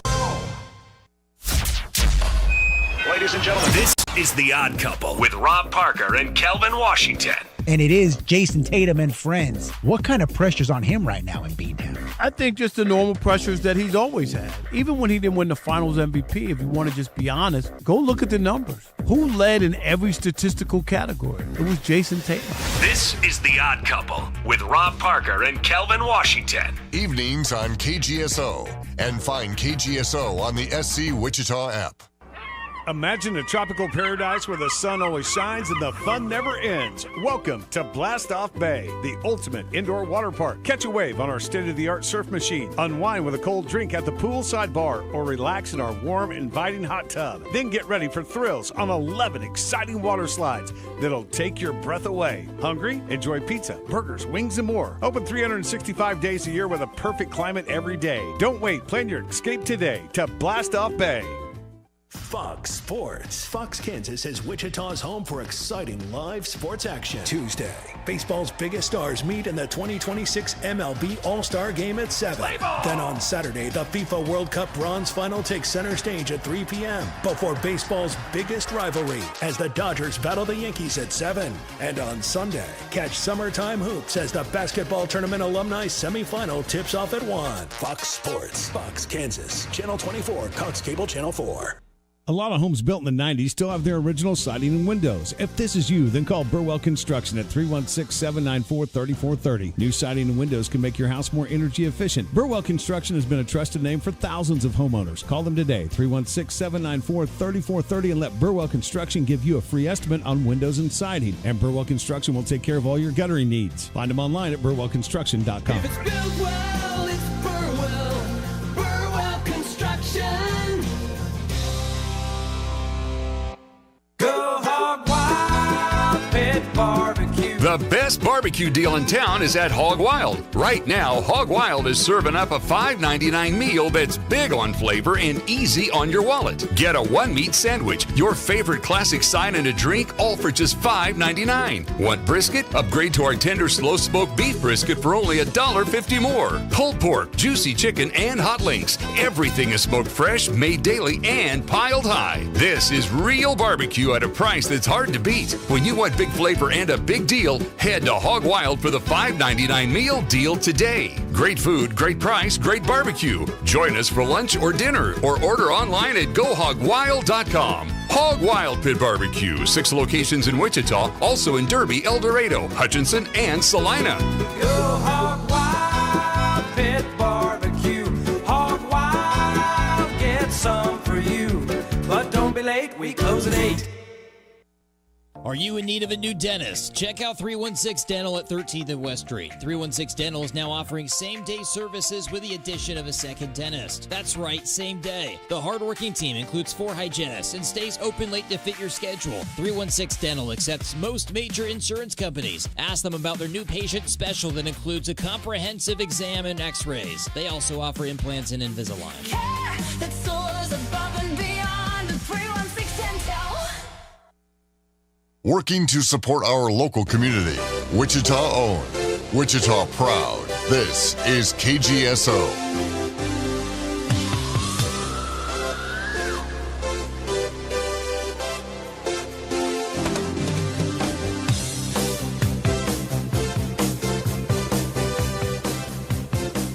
I don't know about you, James, but my stomach's already growling. I'm already looking forward to lunch. When Wyatt was talking about the sausage and eggs Yeah. and the tailgate where we were talking about it, it's like, we got to stop talking about this. My stomach's over here growling. Great place to have lunch today would be with our friends at Doc Greens in any of their 3 locations, Central and Hillside, Waterfront, New Market Square. They've got everything you need and all of the healthy options. So you get full for lunch, but you're not going to feel bloated. You're not going to feel tired at 3 o'clock this afternoon on a nice 100-degree day. All kinds of salads, wraps, sandwiches, entree options, juices made out of fruits and vegetables. We all need to really kind of start watching what we eat, especially me. I was telling you earlier today, my eating habits aren't always the best because my schedule doesn't always allow for it. Well, Doc Greens can take care of that. Go by and see them today for lunch, Central and Hillside, New Market Square, or where am I missing? The Waterfront. Yeah. Those 3 locations. Devin and his crew do a good job. I don't know why I haven't thought about this before, because Devin's been kind enough to stop in at the store before and got a chance to meet him. But I need to see if we can do some swapping. I can trade out some power tools or something like that for some good old Doc Green's. Oh, I'm sure Devin would be up for it. We'll do some about swapping. anything. So the big question to start out the season is Patrick MaHomes going to be ready for the Denver game on Monday night, September 14th or not? And a lot of people after OTAs are pretty much under the impression that, yes, he's going to be there. He's going to play week 1. I feel like he will too. It's an interesting game because both quarterbacks are coming off of pretty significant injuries, with MaHomes obviously in the ACL, and then Bo Nix had surgery on a broken ankle. So the question mark has been, will either quarterback play when this game was first announced? Bo Nix kind of quieted that down on the Denver side right off the bat and said, not a problem. I'll be ready. I'm going to play. With MaHomes, where I feel like I'm 85% certain he's going to play, there's things that he says that makes the other 15% kind of rear its head. And here's what he had to say about week 1. I mean, I've said that since the beginning, is being ready to go week 1. I can't predict the future, and I know that it's a long process, and it's not just my decision. But at the same time, I'm going to give the doctors and the coaches every single opportunity they can to let me be out there week 1. And I don't want to miss that game because that's the team that won the division while we were gone. And you want to be out there and ready to go with your teammates. And so I'll give it every single thing I can to be out there week 1. And hopefully the doctors and the coaches give me the green light, and I'm able to go out there with my guys. That's the biggest part about all this is Mahomes may go and say, hey, I'm ready. I feel great. Look at this. I can cut. I can do that. But those doctors may look at it and go, dude, you're worth $500 million, and one game's not going to make or break your career here. I think we should still rest for a week or two. Mm-hmm. And if they say that, there's nothing he can do about it. Yeah. Now, again, I'm 85, probably even flirting with 90% sure he's going to be there in week 1. Well, I commented off the air that we need some Kansas City Chiefs fans calling in to comment on this, and I'll add a little fuel to the fire. And I was paying attention to Bo Nix's recovery, and Bo Nix is over in Denver saying, hold my beer. I'll see your ACL surgery. I had my broken ankle surgery, and then I told him, you know what, boys, go back in and clean it up. We got some bone spur stuff going on, so I'll see your ACL, MCL, and I'll one-up you with 2 surgeries that I'm recovering from. So, yeah, is Patrick MaHomes going to try and be a man and go in there and show that he's recovered, or is he going to sit this one out, or should he sit this one out? So let's hear it, Chiefs fans. We're ranking the severity of injuries. Is an ACL, MCL surgery worse than a broken ankle surgery? I don't think I want any of them, but we're fixing to see which one recovered the best. I'll be honest with you, and I know this game's in Arrowhead, and I know it's in Kansas City, and for a lot of fans, they'd probably go, boy, I hope they play their backup. I'm not that guy. I want Mahomes to play. Mm-hmm. I want Bo Nix to play.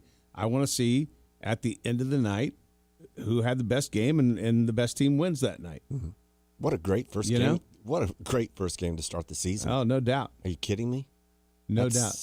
That's starting it off with a bang. That's a huge game. He's right. If there's anything that he says in his comment, this is a huge game.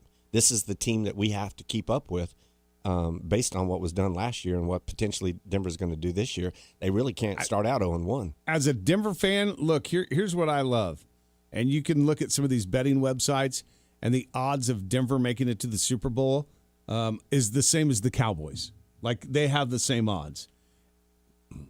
I love that because this is a team that won the AFC West, went to the AFC Championship game. Had they had Bo Nix, probably would have won it and made it to the Super Bowl. I can't say that for sure, but their chances would have been better. That's getting zero respect coming in, and they return everybody on defense. Everybody. And guess what? They went and got Waddle, a better receiver, and J.K. Dobbins is coming back on offense. So they improve their offense. They return everybody off of one of the best defenses in the league, and nobody is giving them a shot. I mean, if you're Denver, that's perfect. It's perfect. That's what you want. That's what you want. It's perfect. Absolutely.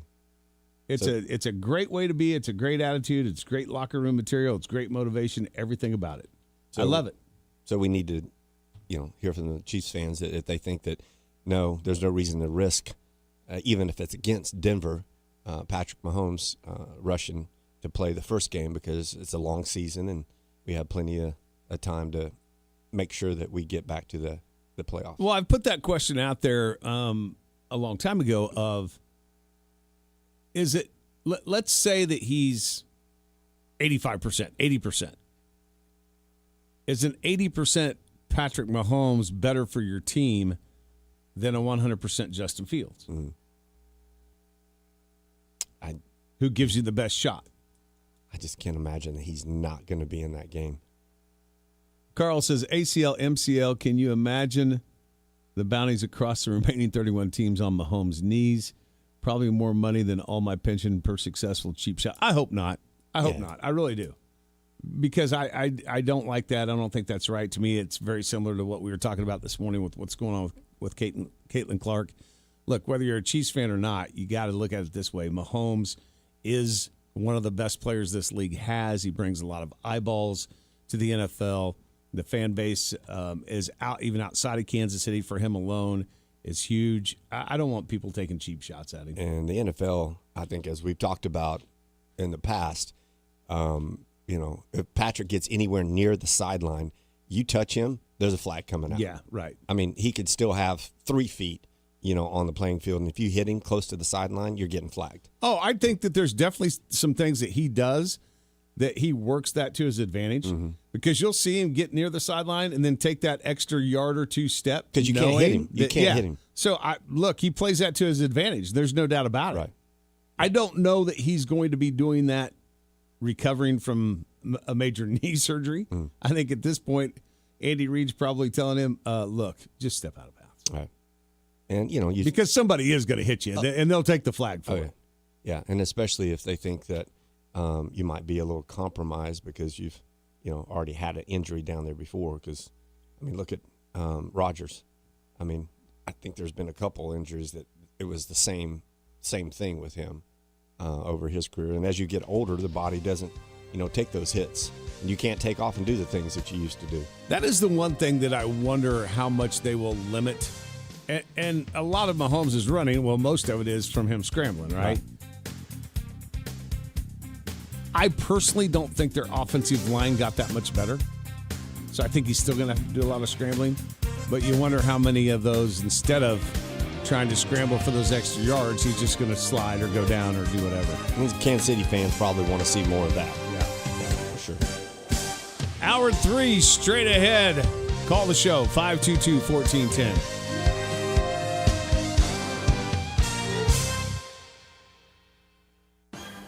Your latest news on KGSO. From the news desk, I'm Andy Hoosier. Members of the Wichita community are responding after this week's Wichita City Council meeting where the city manager has officially proposed an $800 million budget for the city of Wichita for 2027, an increase of roughly 3% or $25 million from the budget from last year. Talk about priority. All of you say it. I certainly say it. That public safety is our top issue, a priority issue. We can demonstrate that by 67% of the general fund portion. That audio from Cake News. Many members of the community, however, are pushing back, saying that it is too much of an increase for the city budget. And as property taxes continue to be a burden on individuals, the city needs to do a better job at keeping the budget smaller. Where Wichita City Council member Dalton Glasscock says that we need to do a better way of balancing expenditures. I want to hear from residents about what are their priorities you want, and knowing that everything is a give and take. If we spend more on one function of government, we have to reduce spending on the other, because I'm not interested in increasing revenues, which is taxes for the community.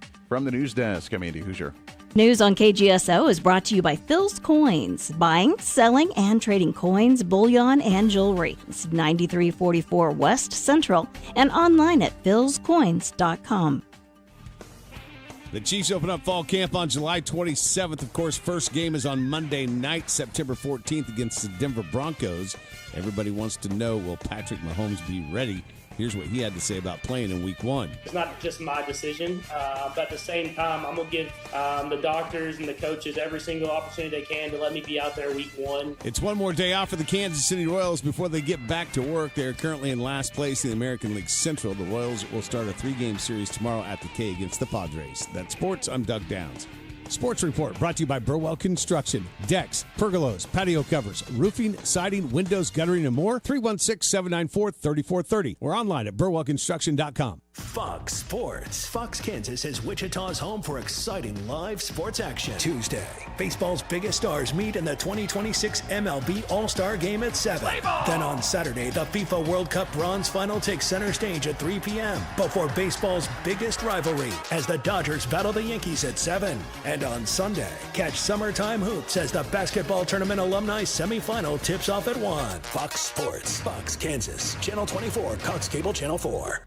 America is turning 250, and we're celebrating all month long at Midwest Kia. Join us for our Stars, Stripes, and Savings Sales event, where we're honoring America's 250th birthday with incredible savings throughout July. Celebrate extra savings on every new Kia that's built right here in America, including the award-winning Sportage, Sorento, Telluride, hybrid models, and the electrified EV6 and EV9 models. And no birthday party is complete without a present. This July, purchase any new or pre-owned vehicle and get a $250 gas gift card. It's our way of helping you enjoy the summer road ahead. Plus, every new Kia comes with that unbeatable 10-year, 100,000-mile limited powertrain warranty. But hurry, this special Independence Day offer and the $250 gas gift card won't last forever. Visit MidwestKia.com. And remember, We want to see ya in a Midwest Kia. see dealer for details. Offer ends July 31st. Warranty is a limited powertrain warranty. Millions plan for retirement online. Estimate your future benefits, apply for retirement, and manage your benefits all from the comfort of your home. And give yourself the freedom to do what you want offline. Social Security's online services help put you in control with secure access to your information anytime, anywhere, allowing you to spend more time with family, friends, or simply just enjoying the day. Social Security, securing today and tomorrow. See what you can do online at socialsecurity.gov. U.S. taxpayer expense. This is Wichita's sports station, K230BY, 93.9 FM, 1410 AM, and 99.7 HD3. KGSO, Belle Plaine, Wichita. KGSO weather. Today's looking about the same. Highs in the lower 90s, about 90 in Wichita. Sunshine, a few clouds around, maybe a small chance of a stray pop-up shower or thunderstorm. We'll have a south wind 5 to 15 miles per hour. From the Cake First Alert Weather Center, I'm meteorologist Cameron Venable. At 8 o'clock, it's currently 88 degrees. Broadcasting live from the KGSO studios in West Wichita. This is The Game Plan on Wichita's sports station, KGSO.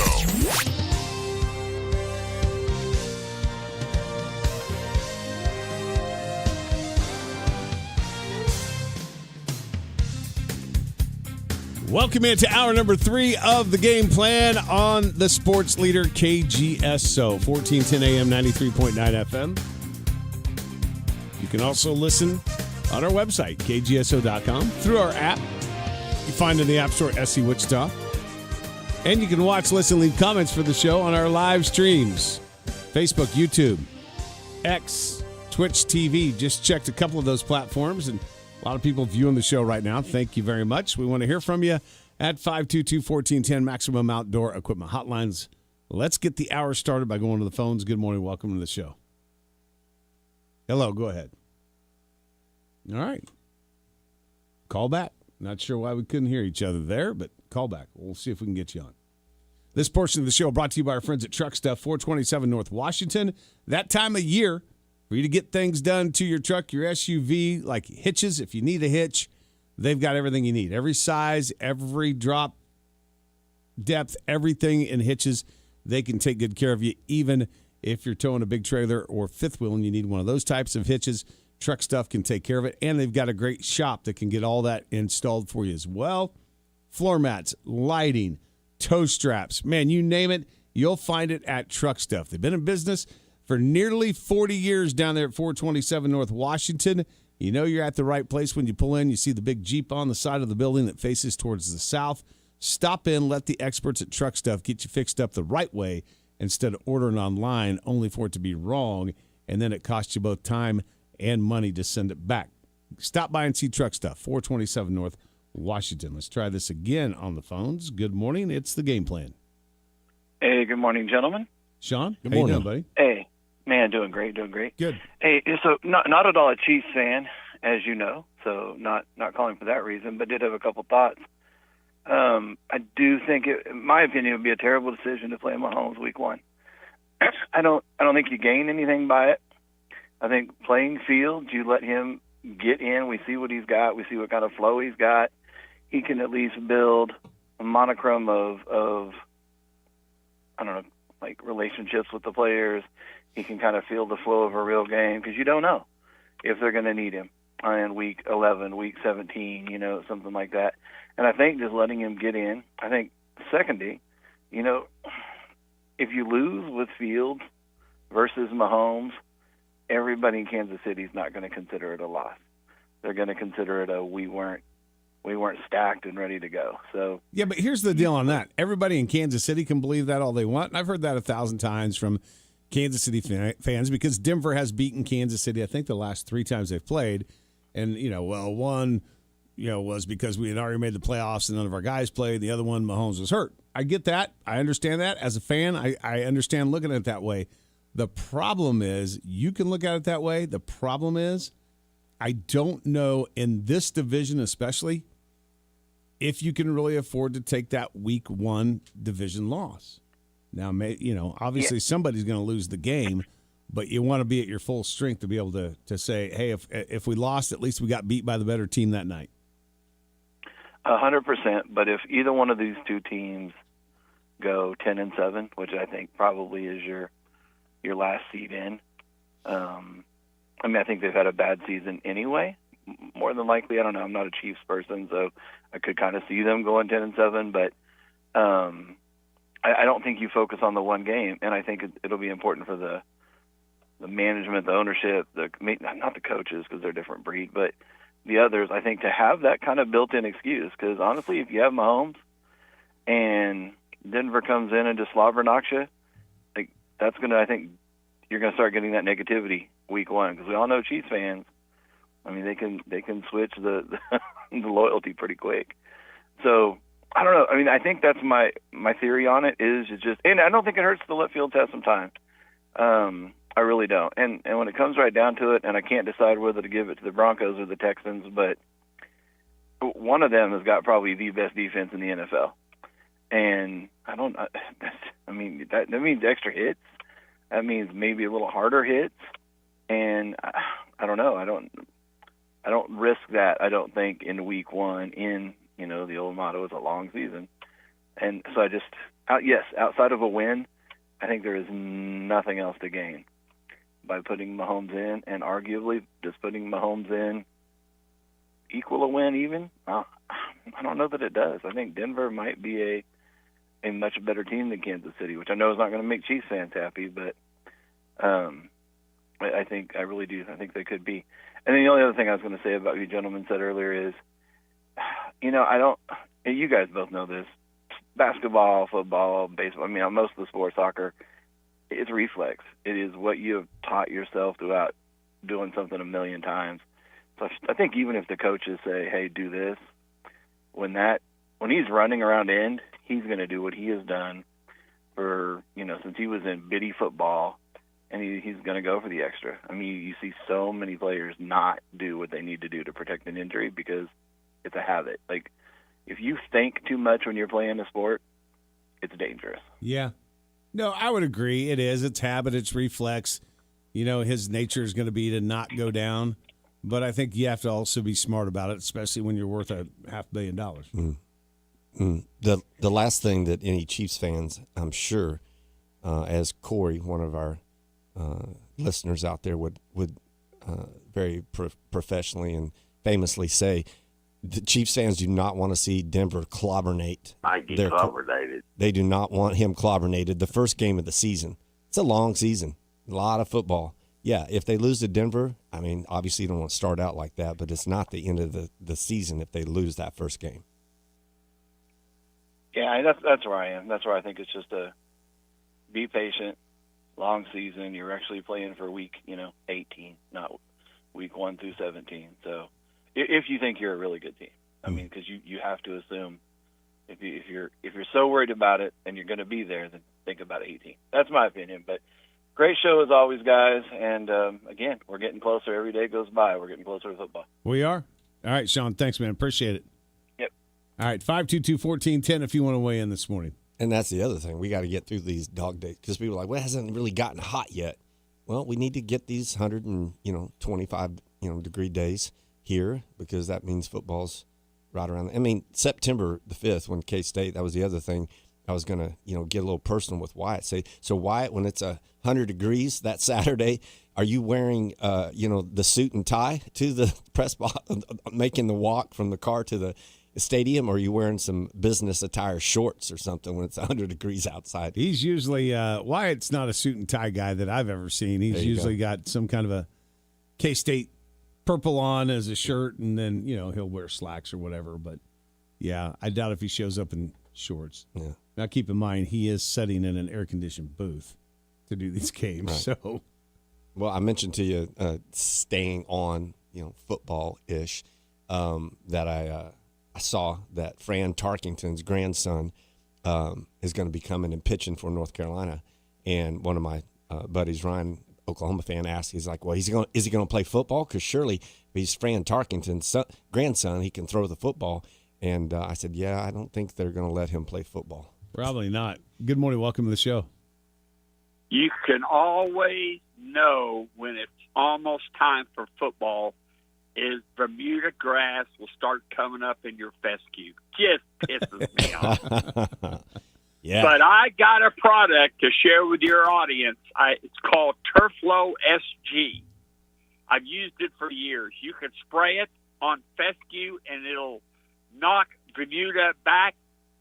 Would never touch your fescue. Or you can just call our friends at Meadowlark Landscape and Design and let them take care of it for you. I'd rather have somebody else do it. Open the door for you there, buddy. There you but golly, it's just every time about end of July, August, that damn fescue, that Bermuda starts to pop up. You should just let it go and overtake that yard and save on your water bill because you don't have to water that very much. No.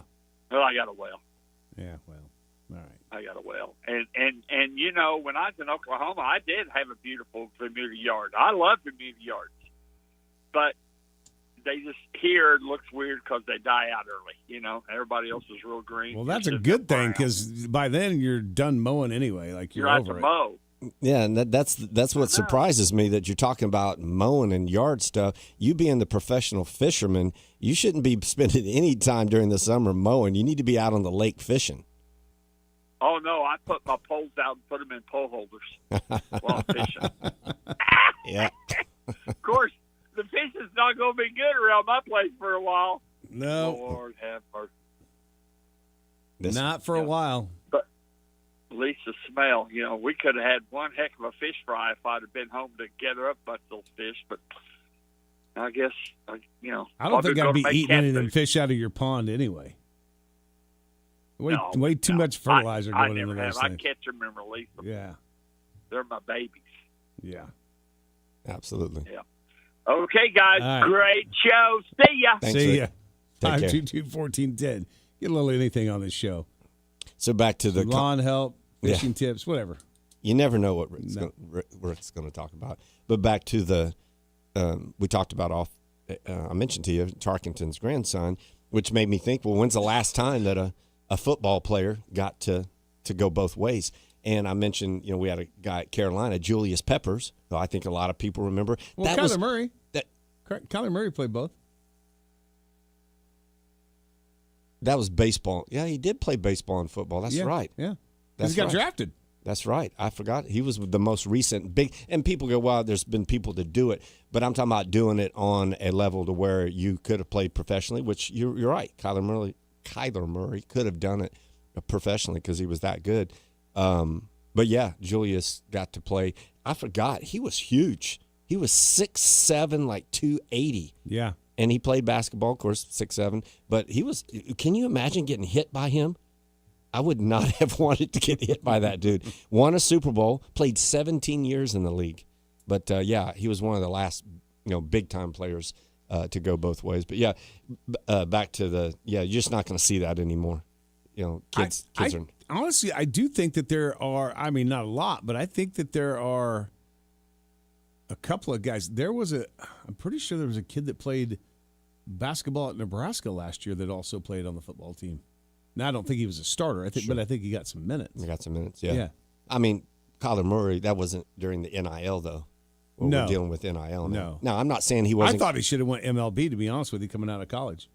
You're getting with his size? Well, yeah. You're getting to play a lot longer, that's for sure, and Yep. wear and tear on your body. But, yeah, we'll never see that with, there's no way that Belichick's going to let one of his players risk getting hurt playing basketball or vice versa, a basketball player, playing football.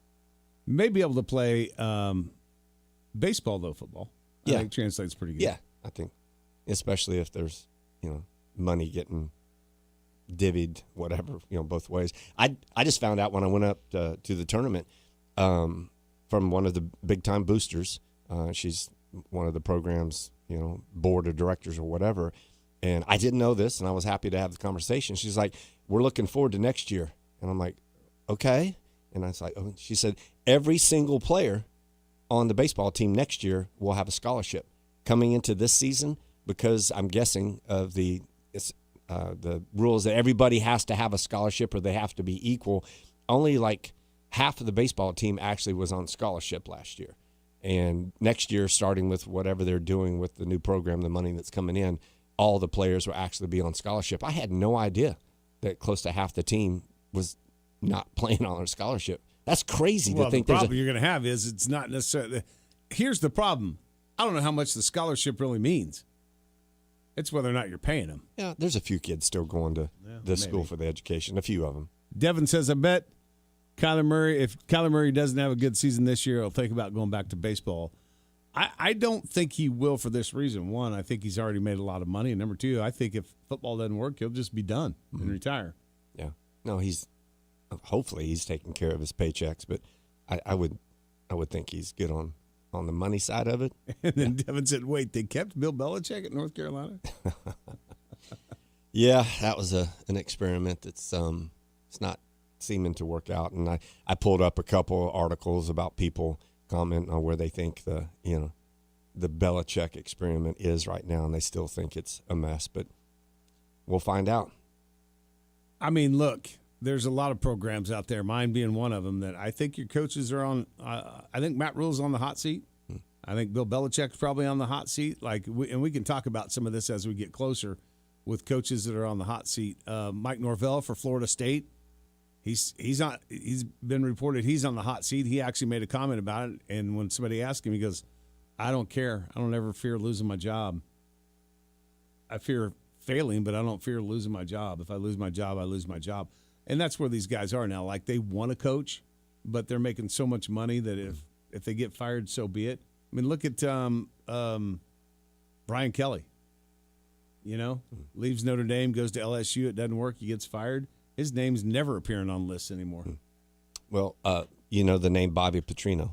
Right. He's our offensive coordinator. So hopefully he can do something that didn't get done last year. But one thing I will say about Belichick, he's definitely not shy of the spotlight, because last year we had the first ESPN primetime game, and they got embarrassed.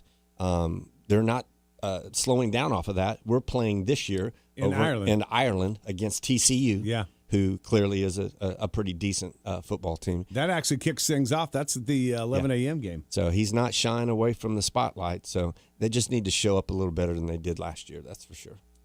They need to show up a lot better than they did last year. Yeah. They got a lot of room for improvement. Let's just put it that way. Your two major sports seem to be a little bit in disarray, but I think can bounce back from it. I'm cautiously optimistic that Coach Malone is bringing in some transfers and some players, which that's what it is now. It's about what you can do. He needs to call Portal Paul and get some, Let me ask you this question. In a world that we live in now where literally your entire roster can change year to year, how much time should a new coach get at a program before he's on the hot seat or gets fired? Depends on the program. And we've talked about it before, whether it's football, whether it's basketball. I mean, Ed Orgeron, if he was sitting here with us, he'd go, "You get 2 years because I won a national championship and they fired me 2 years later." I mean, come on now. It depends on the program. Whereas I think at Wichita State, if Coach Mills does what we think that's going to happen this year, and they win the AAC or they win the turn in the AAC, they make a run, get to go back to NCAA postseason. Doing that, I mean, that, and we were talking about Turgeon. I was a friend of mine and I were talking about Turgeon, going to the Sweet 16. I mean, if he had wanted to stay at Wichita State, he could potentially still be at Wichita State, but he had decided to take a bigger, job and move on to, what did he go to Maryland? Yeah, he went to A&M first. Then went to A&M. Yeah. He took a bigger job, whatever. It depends on the school, because sometimes just getting to the tournament every year is going to, as a coach, keep you there for 15 years, however long you want to be there. But if you're at a KU or a North Carolina or a Kentucky, I don't know how long Kentucky's going to keep their coach. If they're not back in the Final Four real quick with all the talent that he's been able to get. But to me, that is so crazy. That's just the fan base. Crazy. Okay, take the fan base out of it. And I know the boosters are part of this whole thing. Sure. But, a Final Four is tough. That's hard. Mm-hmm. I don't care if you're North Carolina, KU, Kentucky, Duke, who it is. Mm-hmm. Making the Final Four is hard. And to have that as the expectation to keep your job. Yeah. Now, making the tournament, I can see that. Okay, that's a pretty reasonable expectation. If you're a Division I NCAA basketball team in a Power 4 conference especially, and you don't make the tournament, at the very least one of the play-in games, especially now that they've expanded the field, then I can see it. So I will submit to but you. The Final Four, that's ridiculous expectations. Well, Coach Davis, I can assure, said to his bosses, listen, I was just in the Final Four 2 years ago. They still fired him. So back to your point, times are different nowadays. Times are different because in 2026, when as much money is being thrown at the programs, and I know the KU guy gave most of that, $500 billion or whatever he gave to the program. I'm sure some of it went to basketball. But if you in 2026 we go, listen, you guys, here's the deal. We're going to go 15 years without winning an NCAA championship. Are you guys okay with that? I still need all the money. I still need you guys to donate all this money. But we're going to go 15 years without a championship. Okay? You guys are going to be okay with that? Not today.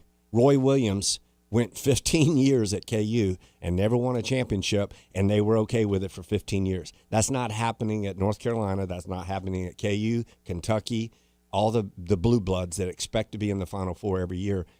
That's not going to ever happen again in our lifetime. And I would argue this. It's tougher for the blue bloods to be in the Final Four than ever before. Especially now. Yeah. 100%. That's why I say the times are different. Back when Roy Williams was winning the Big 8 and going into the Big 12, that was fine. They were happy with just winning the conference championship. They didn't care about, winning it all, but not nowadays. At KU, you come to KU, we're expecting to be in the Final Four and to win championships. I have a hard time believing that Travis Goff is setting up at Kansas telling boosters, well, listen, our expectation is Final Four and championship, and if we can't get that, then, you guys don't have to give your money or we're going to fire Bill Self. I can't imagine that is the conversation because I think as an athletic director, you know how hard that is to do year after year after year. There's probably only 3 to 4 coaches that are in Bill Self, in a Bill Self category. He's going to tell you, he's telling KU when he's retiring.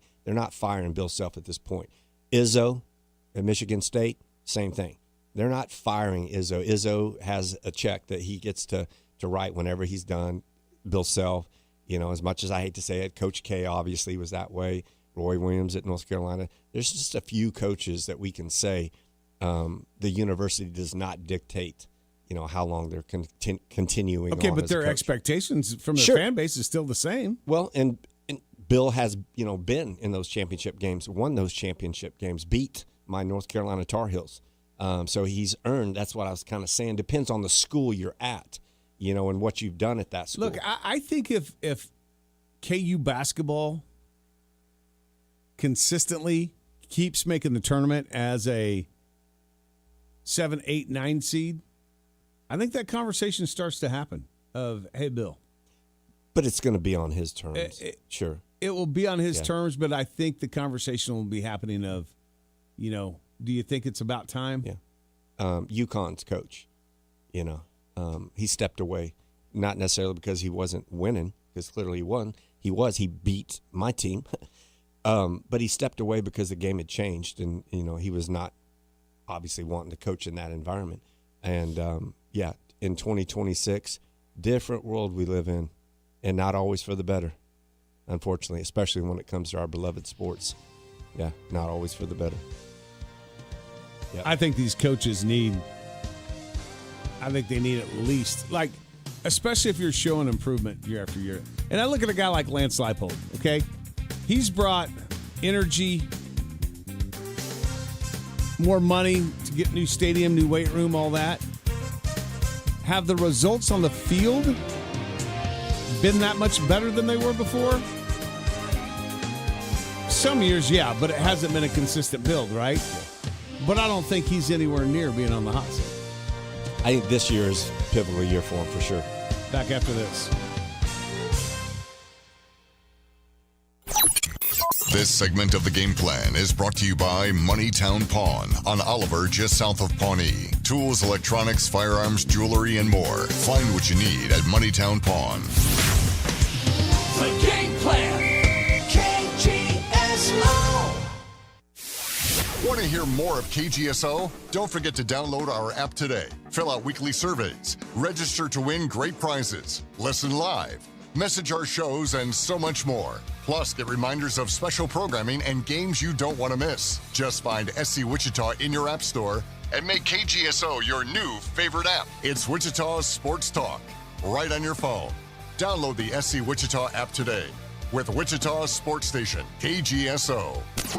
My name is Chance English. I'm the CEO of English Trash Service. With English Trash Service, you get reliable, personalized service. With so many other companies, the service goes down while the pricing goes up. We saw a need for reliability and customer service in the local trash market. We know you have many choices in the area. With us, we treat every customer like a neighbor. When you get your next bill, consider giving us a try. Visit our website at english-rentals.com. That's english-rentals.com. For over 55 years and 2 generations, the Southwestern Remodeling Professionals have been providing homeowners in the Wichita area with a truly unique luxury remodeling experience. From the initial consultation through project design and production, our team provides concierge-style service with a true focus on the best quality products and professional installation. Are you ready to experience something truly different? Give us a call today at 263-1239 or visit southwesternremodeling.com. Looking for a healthier option to get you through the afternoon grind? Check out Dot Greens with 3 locations in Wichita. At Dot Greens, you can find a huge selection of salads, wraps, and sandwiches that won't leave you feeling bloated all afternoon. With the freshest ingredients, you know you'll always feel great after a lunch or dinner at Dot Greens. Check them out at Central and Hillside or at the Waterfront and New Market Square. While you're there, don't forget to pick up a few bottles of freshly pressed juice. Dot Greens, locally owned and operated. Are you in need of a new dentist? Check out 316 Dental at 13th and West Street. 316 Dental is now offering same-day services with the addition of a second dentist. That's right, same day. The hardworking team includes 4 hygienists and stays open late to fit your schedule. 316 Dental accepts most major insurance companies. Ask them about their new patient special that includes a comprehensive exam and x-rays. They also offer implants and Invisalign. Care that soars above and beyond. 316 Dental.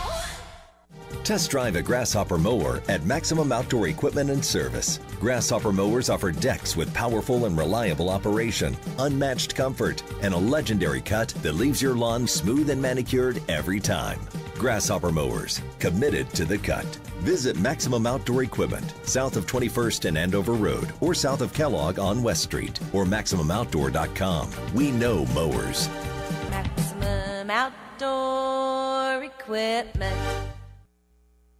Wichita's sports leader, KGSO, is brought to you by Devon James. Devon James Injury Lawyers. Call 888-8888. That's 888-8888. For upcoming games, show lineups, and live streaming, find us online at kgso.com.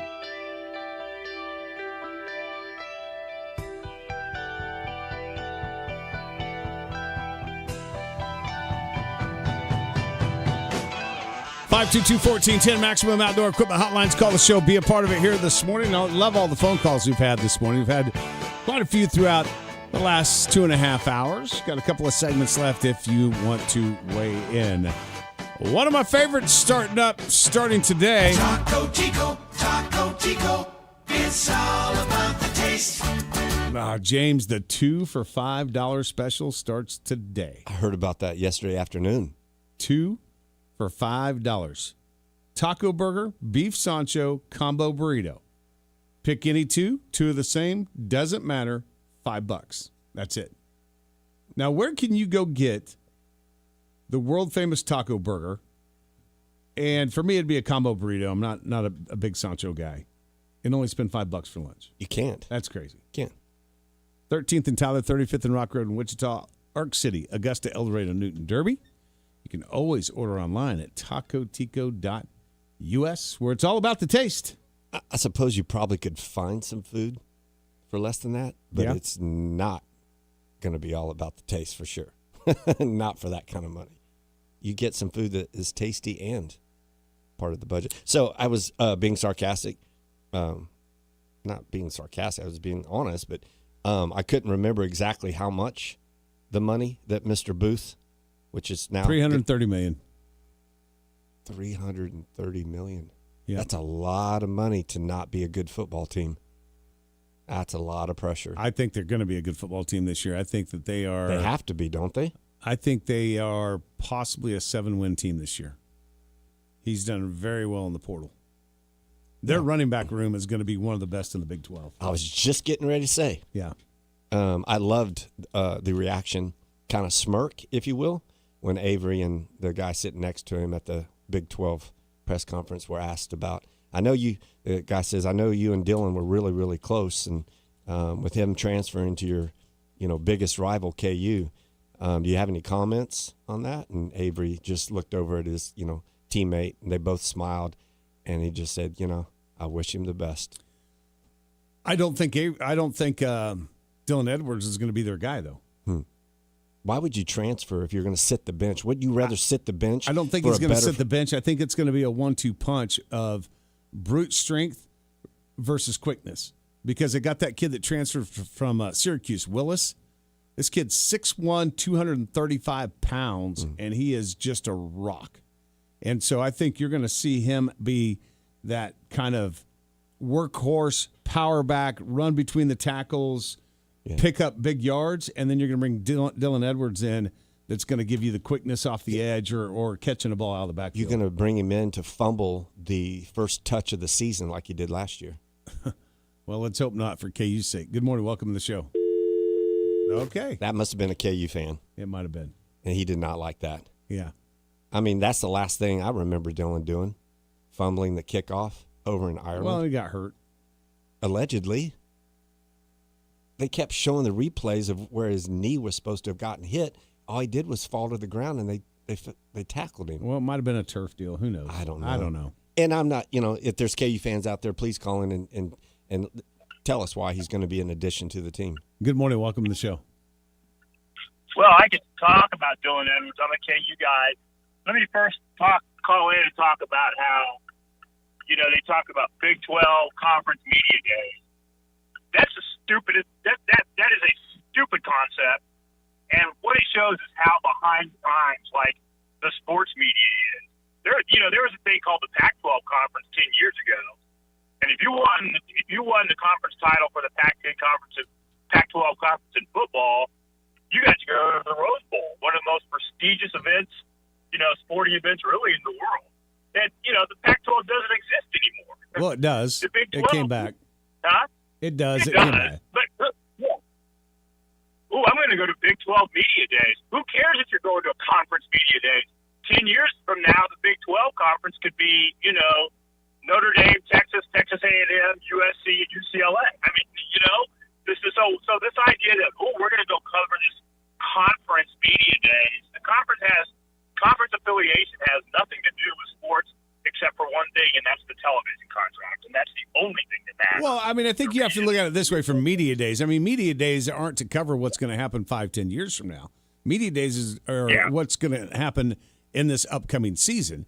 And right now there is a Big 12 conference, and they do have a season coming up. So that's why they do it, is so they can get the hype and the prep out about their upcoming season. Yeah, but the idea of pitching our conference, this conference, that, like I said, the only two things in the conference is TV contracts and money, and that's why the Big Ten and the SEC are above everybody else. Everybody else, the conference affiliation, it really doesn't matter. The rivalries don't matter anymore.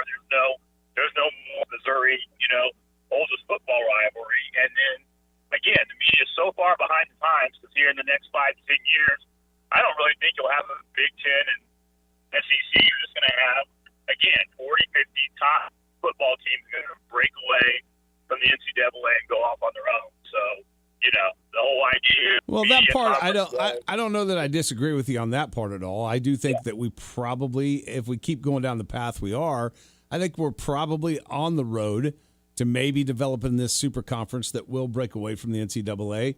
We'll see. Some people, 2-3 years ago when all this conference realignment was coming up, I was probably a little bit more leaning towards that way. I've kind of backed off of that just because I do think these conferences and with the money that's being made, it's going to be hard to, typically a Fortune 500 business doesn't just go under.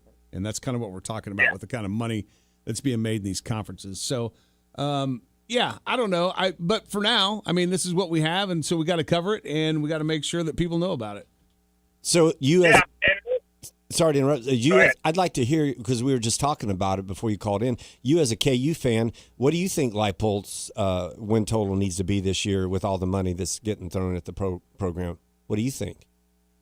It could be 0. It could be national championship. I don't think it matters because it's KU football. You guys are talking about, he's regressed a little, but from 2010 to 2020. Look at it this way, guys. From 2010 to 2020, Kansas was the single worst college football program in America. That's not debatable. They absolutely were the worst. Now they're going to end up with a stadium and facility that's much, much, much nicer than Kansas State's. And no person, if you brought somebody from Mars and put them on Earth and had them go to the two stadiums, they'd be like, "Whoa, this KU stadium's a lot nicer than the K-State stadium." Now, to step back and put that in more perspective, Northwestern has lost more games than any college football team in American history. They now are starting this season. Their $800 million stadium will be the single nicest football stadium in college, without dispute, okay? No doubt.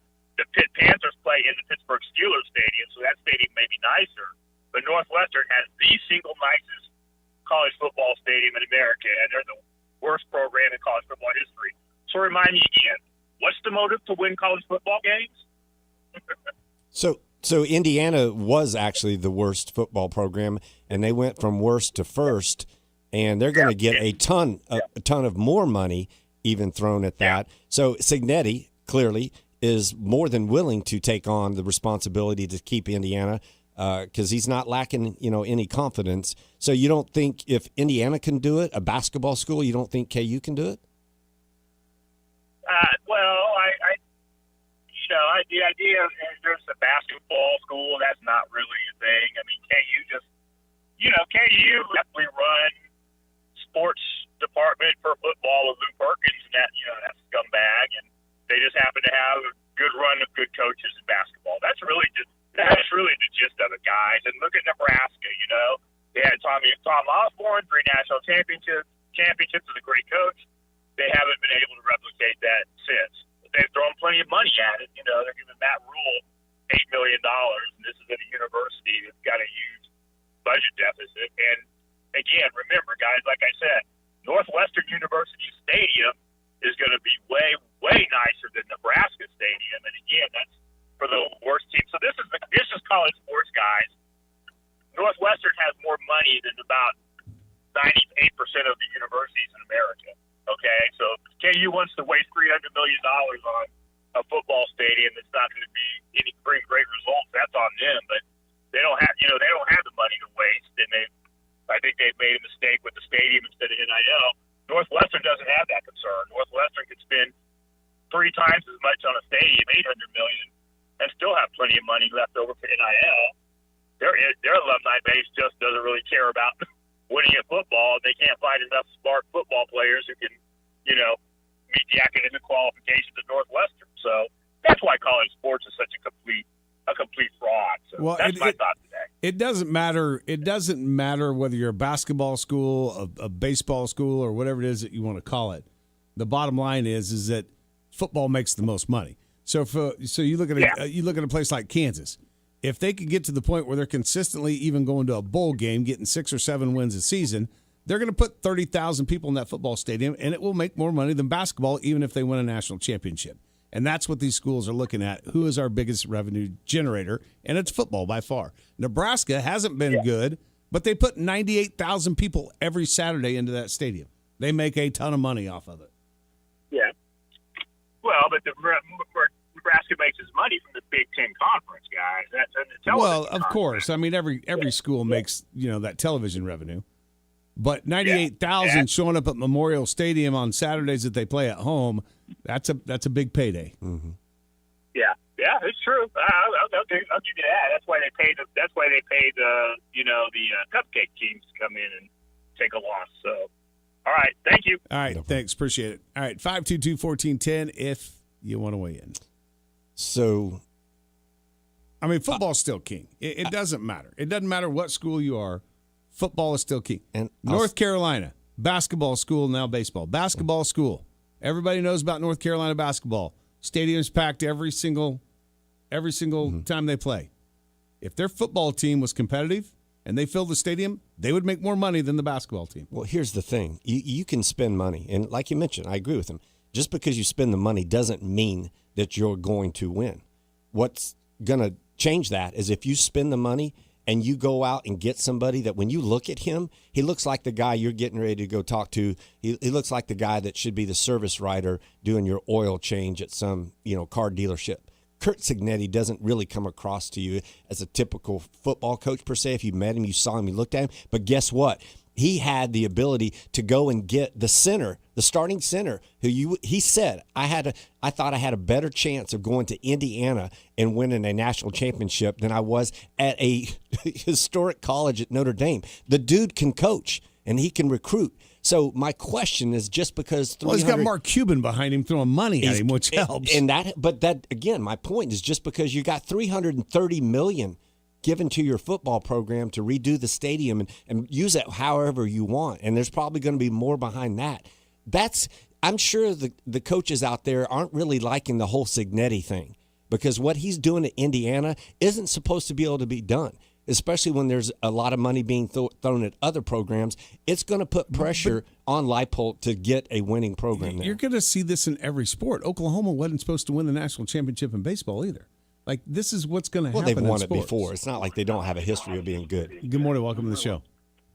Hey, I got to say, KU's only thinking about their future with building that stadium, because that's what brings in the money. Am I crazy for that? I mean, it's what brings in the money. It's what brings in the talent. Now, you got to have the NIL behind it. But, yeah, I mean, there's right, but I'm saying if we're going to be talking about the next 10 years, that's all KU is thinking about. It is the next 10 years. The two examples that he used, KU and Northwestern, like, you had no choice but to build new stadiums. You were not – you could throw $5 million at a dude. He wasn't coming and playing in that old Memorial Stadium or in that weight room. No, absolutely. KU's football stadium was terrible. So, They got better ones in high school in Texas. So, Devin, you got more money to donate than Doug and I probably combined. So you're going. Oh, don't do that. You're going to KU. You're Devin. You're Mr. Booth. You're going to KU and you're going to listen. I'm going to write you a $330 million check. You guys, I'm good. You guys just go ahead and keep being mediocre.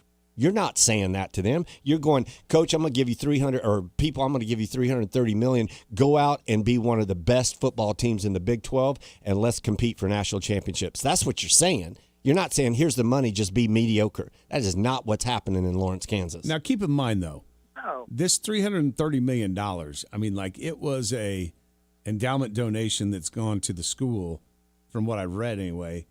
So it's not like it's just like we're giving – $100 million to football and $75 million to basketball, and this it's being used throughout this university. You and I are competitive people, Doug. And that's one of the reasons why you and I met 5 years ago, whatever.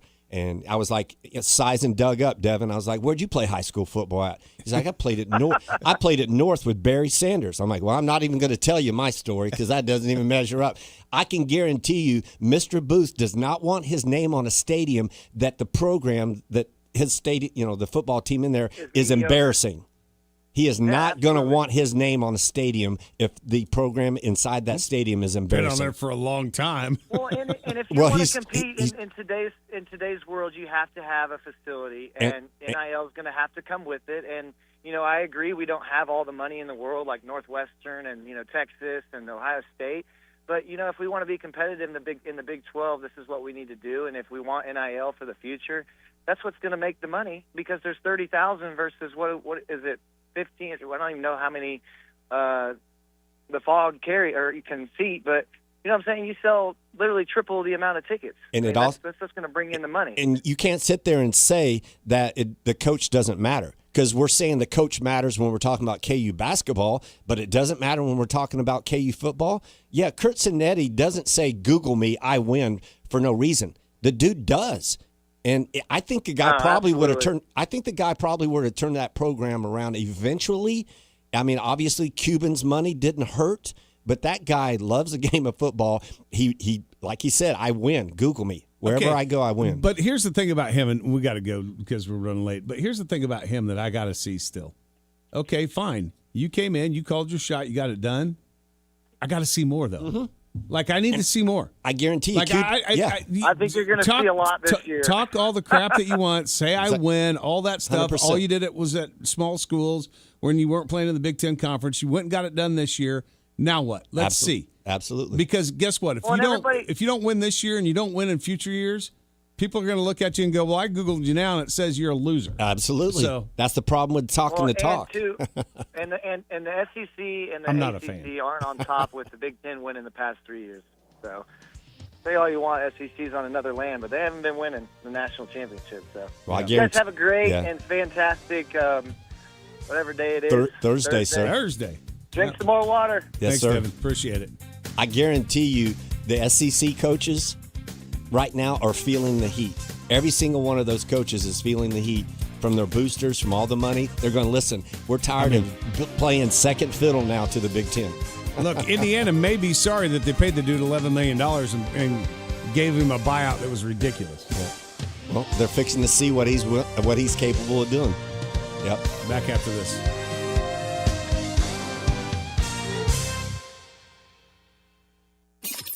Call the game plan now on the Maximum Outdoor Equipment phone lines at 522-1410. The game plan. KGSO.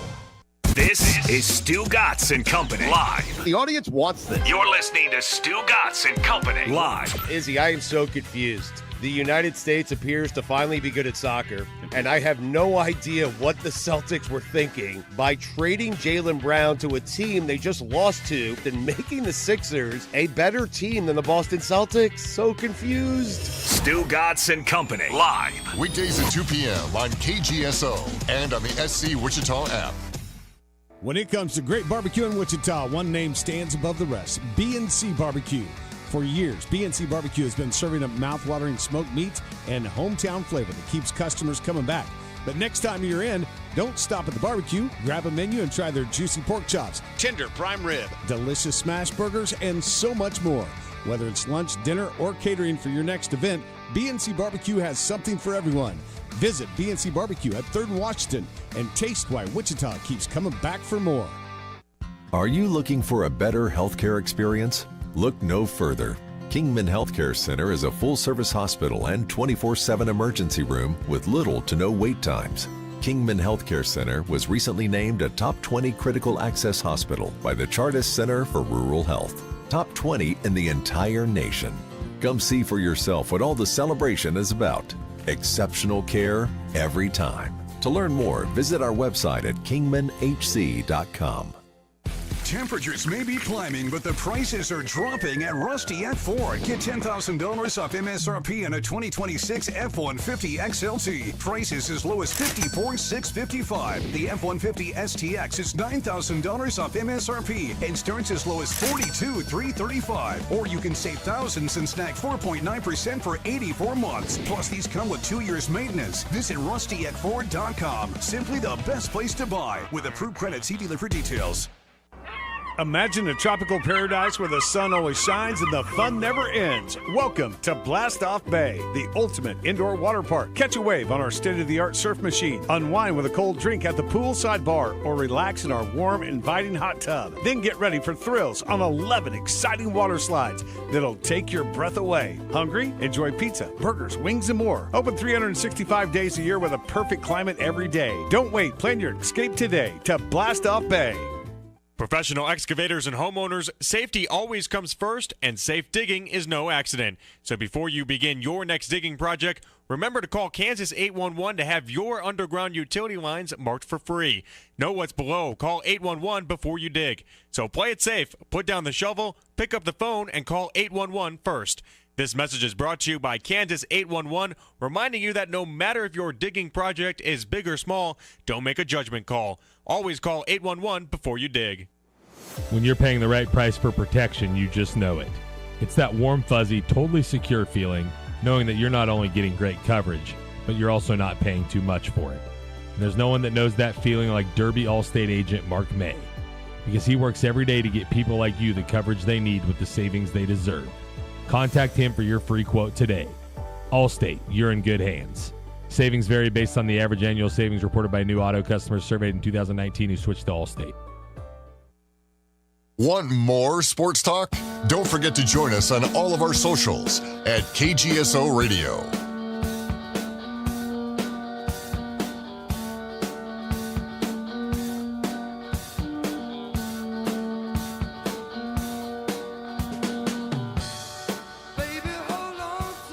All right, we're wrapping up the show here. One final segment, 522-1410.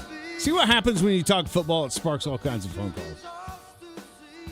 Sometimes off-the-air conversations. Well, and this I know was you don't like him. This was our off-the-air conversation, and this is what's going to be interesting to see, okay?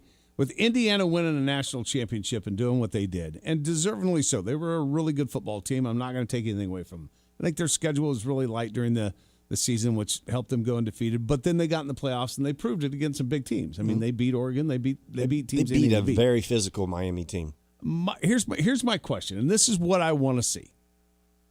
You know, you got this guy and Kurt Cignetti, who you're right. I'm not a big fan of him. And that's okay. I don't like guys that, toot their own horn like that. And, they're cocky because he's cocky. Yeah, right. Yeah.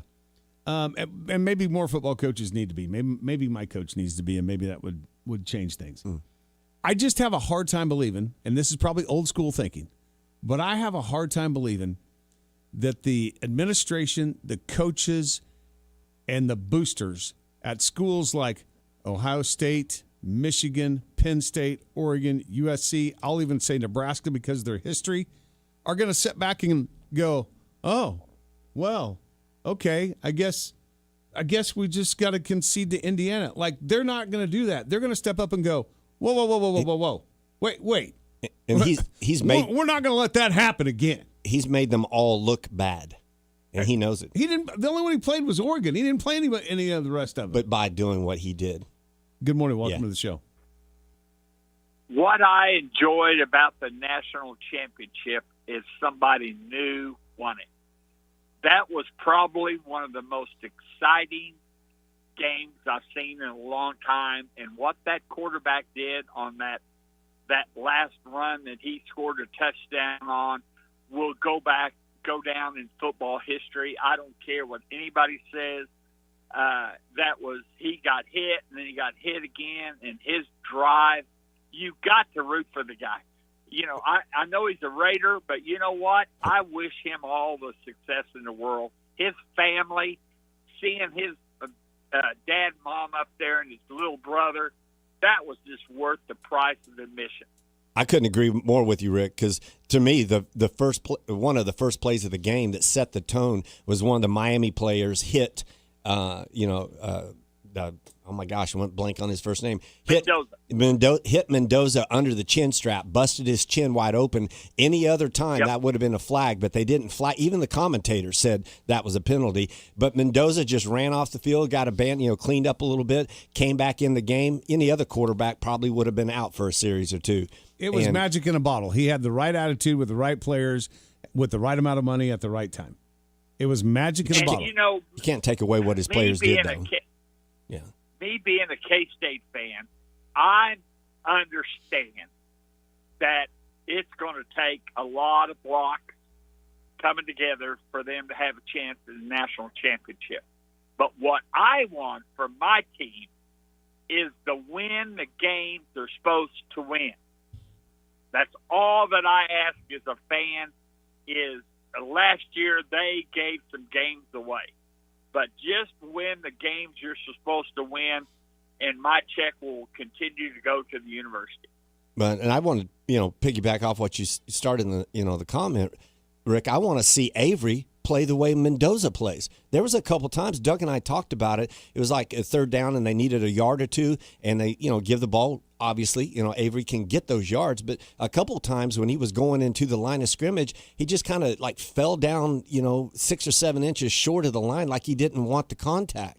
And Mendoza, that dude thinks he can run over any linebacker that's in front of him, whether he can, and hopefully he doesn't get hurt playing that way in the NFL, but I don't think he's going to stop playing. I want to see that out of because I'm a K-State fan as well, Rick. My boys went there. I want to see Avery with that same toughness, that same mentality. Well, if you remember, Colin Klein was that way. Right. What was his name? Megatron? There you go. He was a tight end, but I will say this about Avery. He doesn't have the size that Colin Klein had, but I tell you where he has is the quickness. And he gave up. He went out of bounds way too many times where he could have maybe picked up 3, 4, 5 more yards. And that's what I want to see out of him. But great show, guys. Thank goodness it's football season. Hallelujah, baby. Yeah. See ya. Thanks, Rick. Yeah, he needs to eat.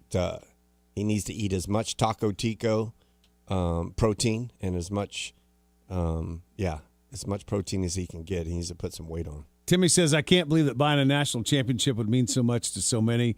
It's an economic competition now. How about you make your region a better place to live instead of? There's some facts in that. Yeah. Can't argue. But it is the landscape that we're in. And I still think, again, I may be totally wrong on this, but I will be shocked if Indiana ever wins a national championship in football again or even plays for one. I'll be shocked. We need to get Kurt on the show. We need to get Kurt. And you and him would have a great discussion. Just needed. And that's not taking anything. I'm not trying to take anything away from what they accomplished or what they've done or that he's even a good football coach.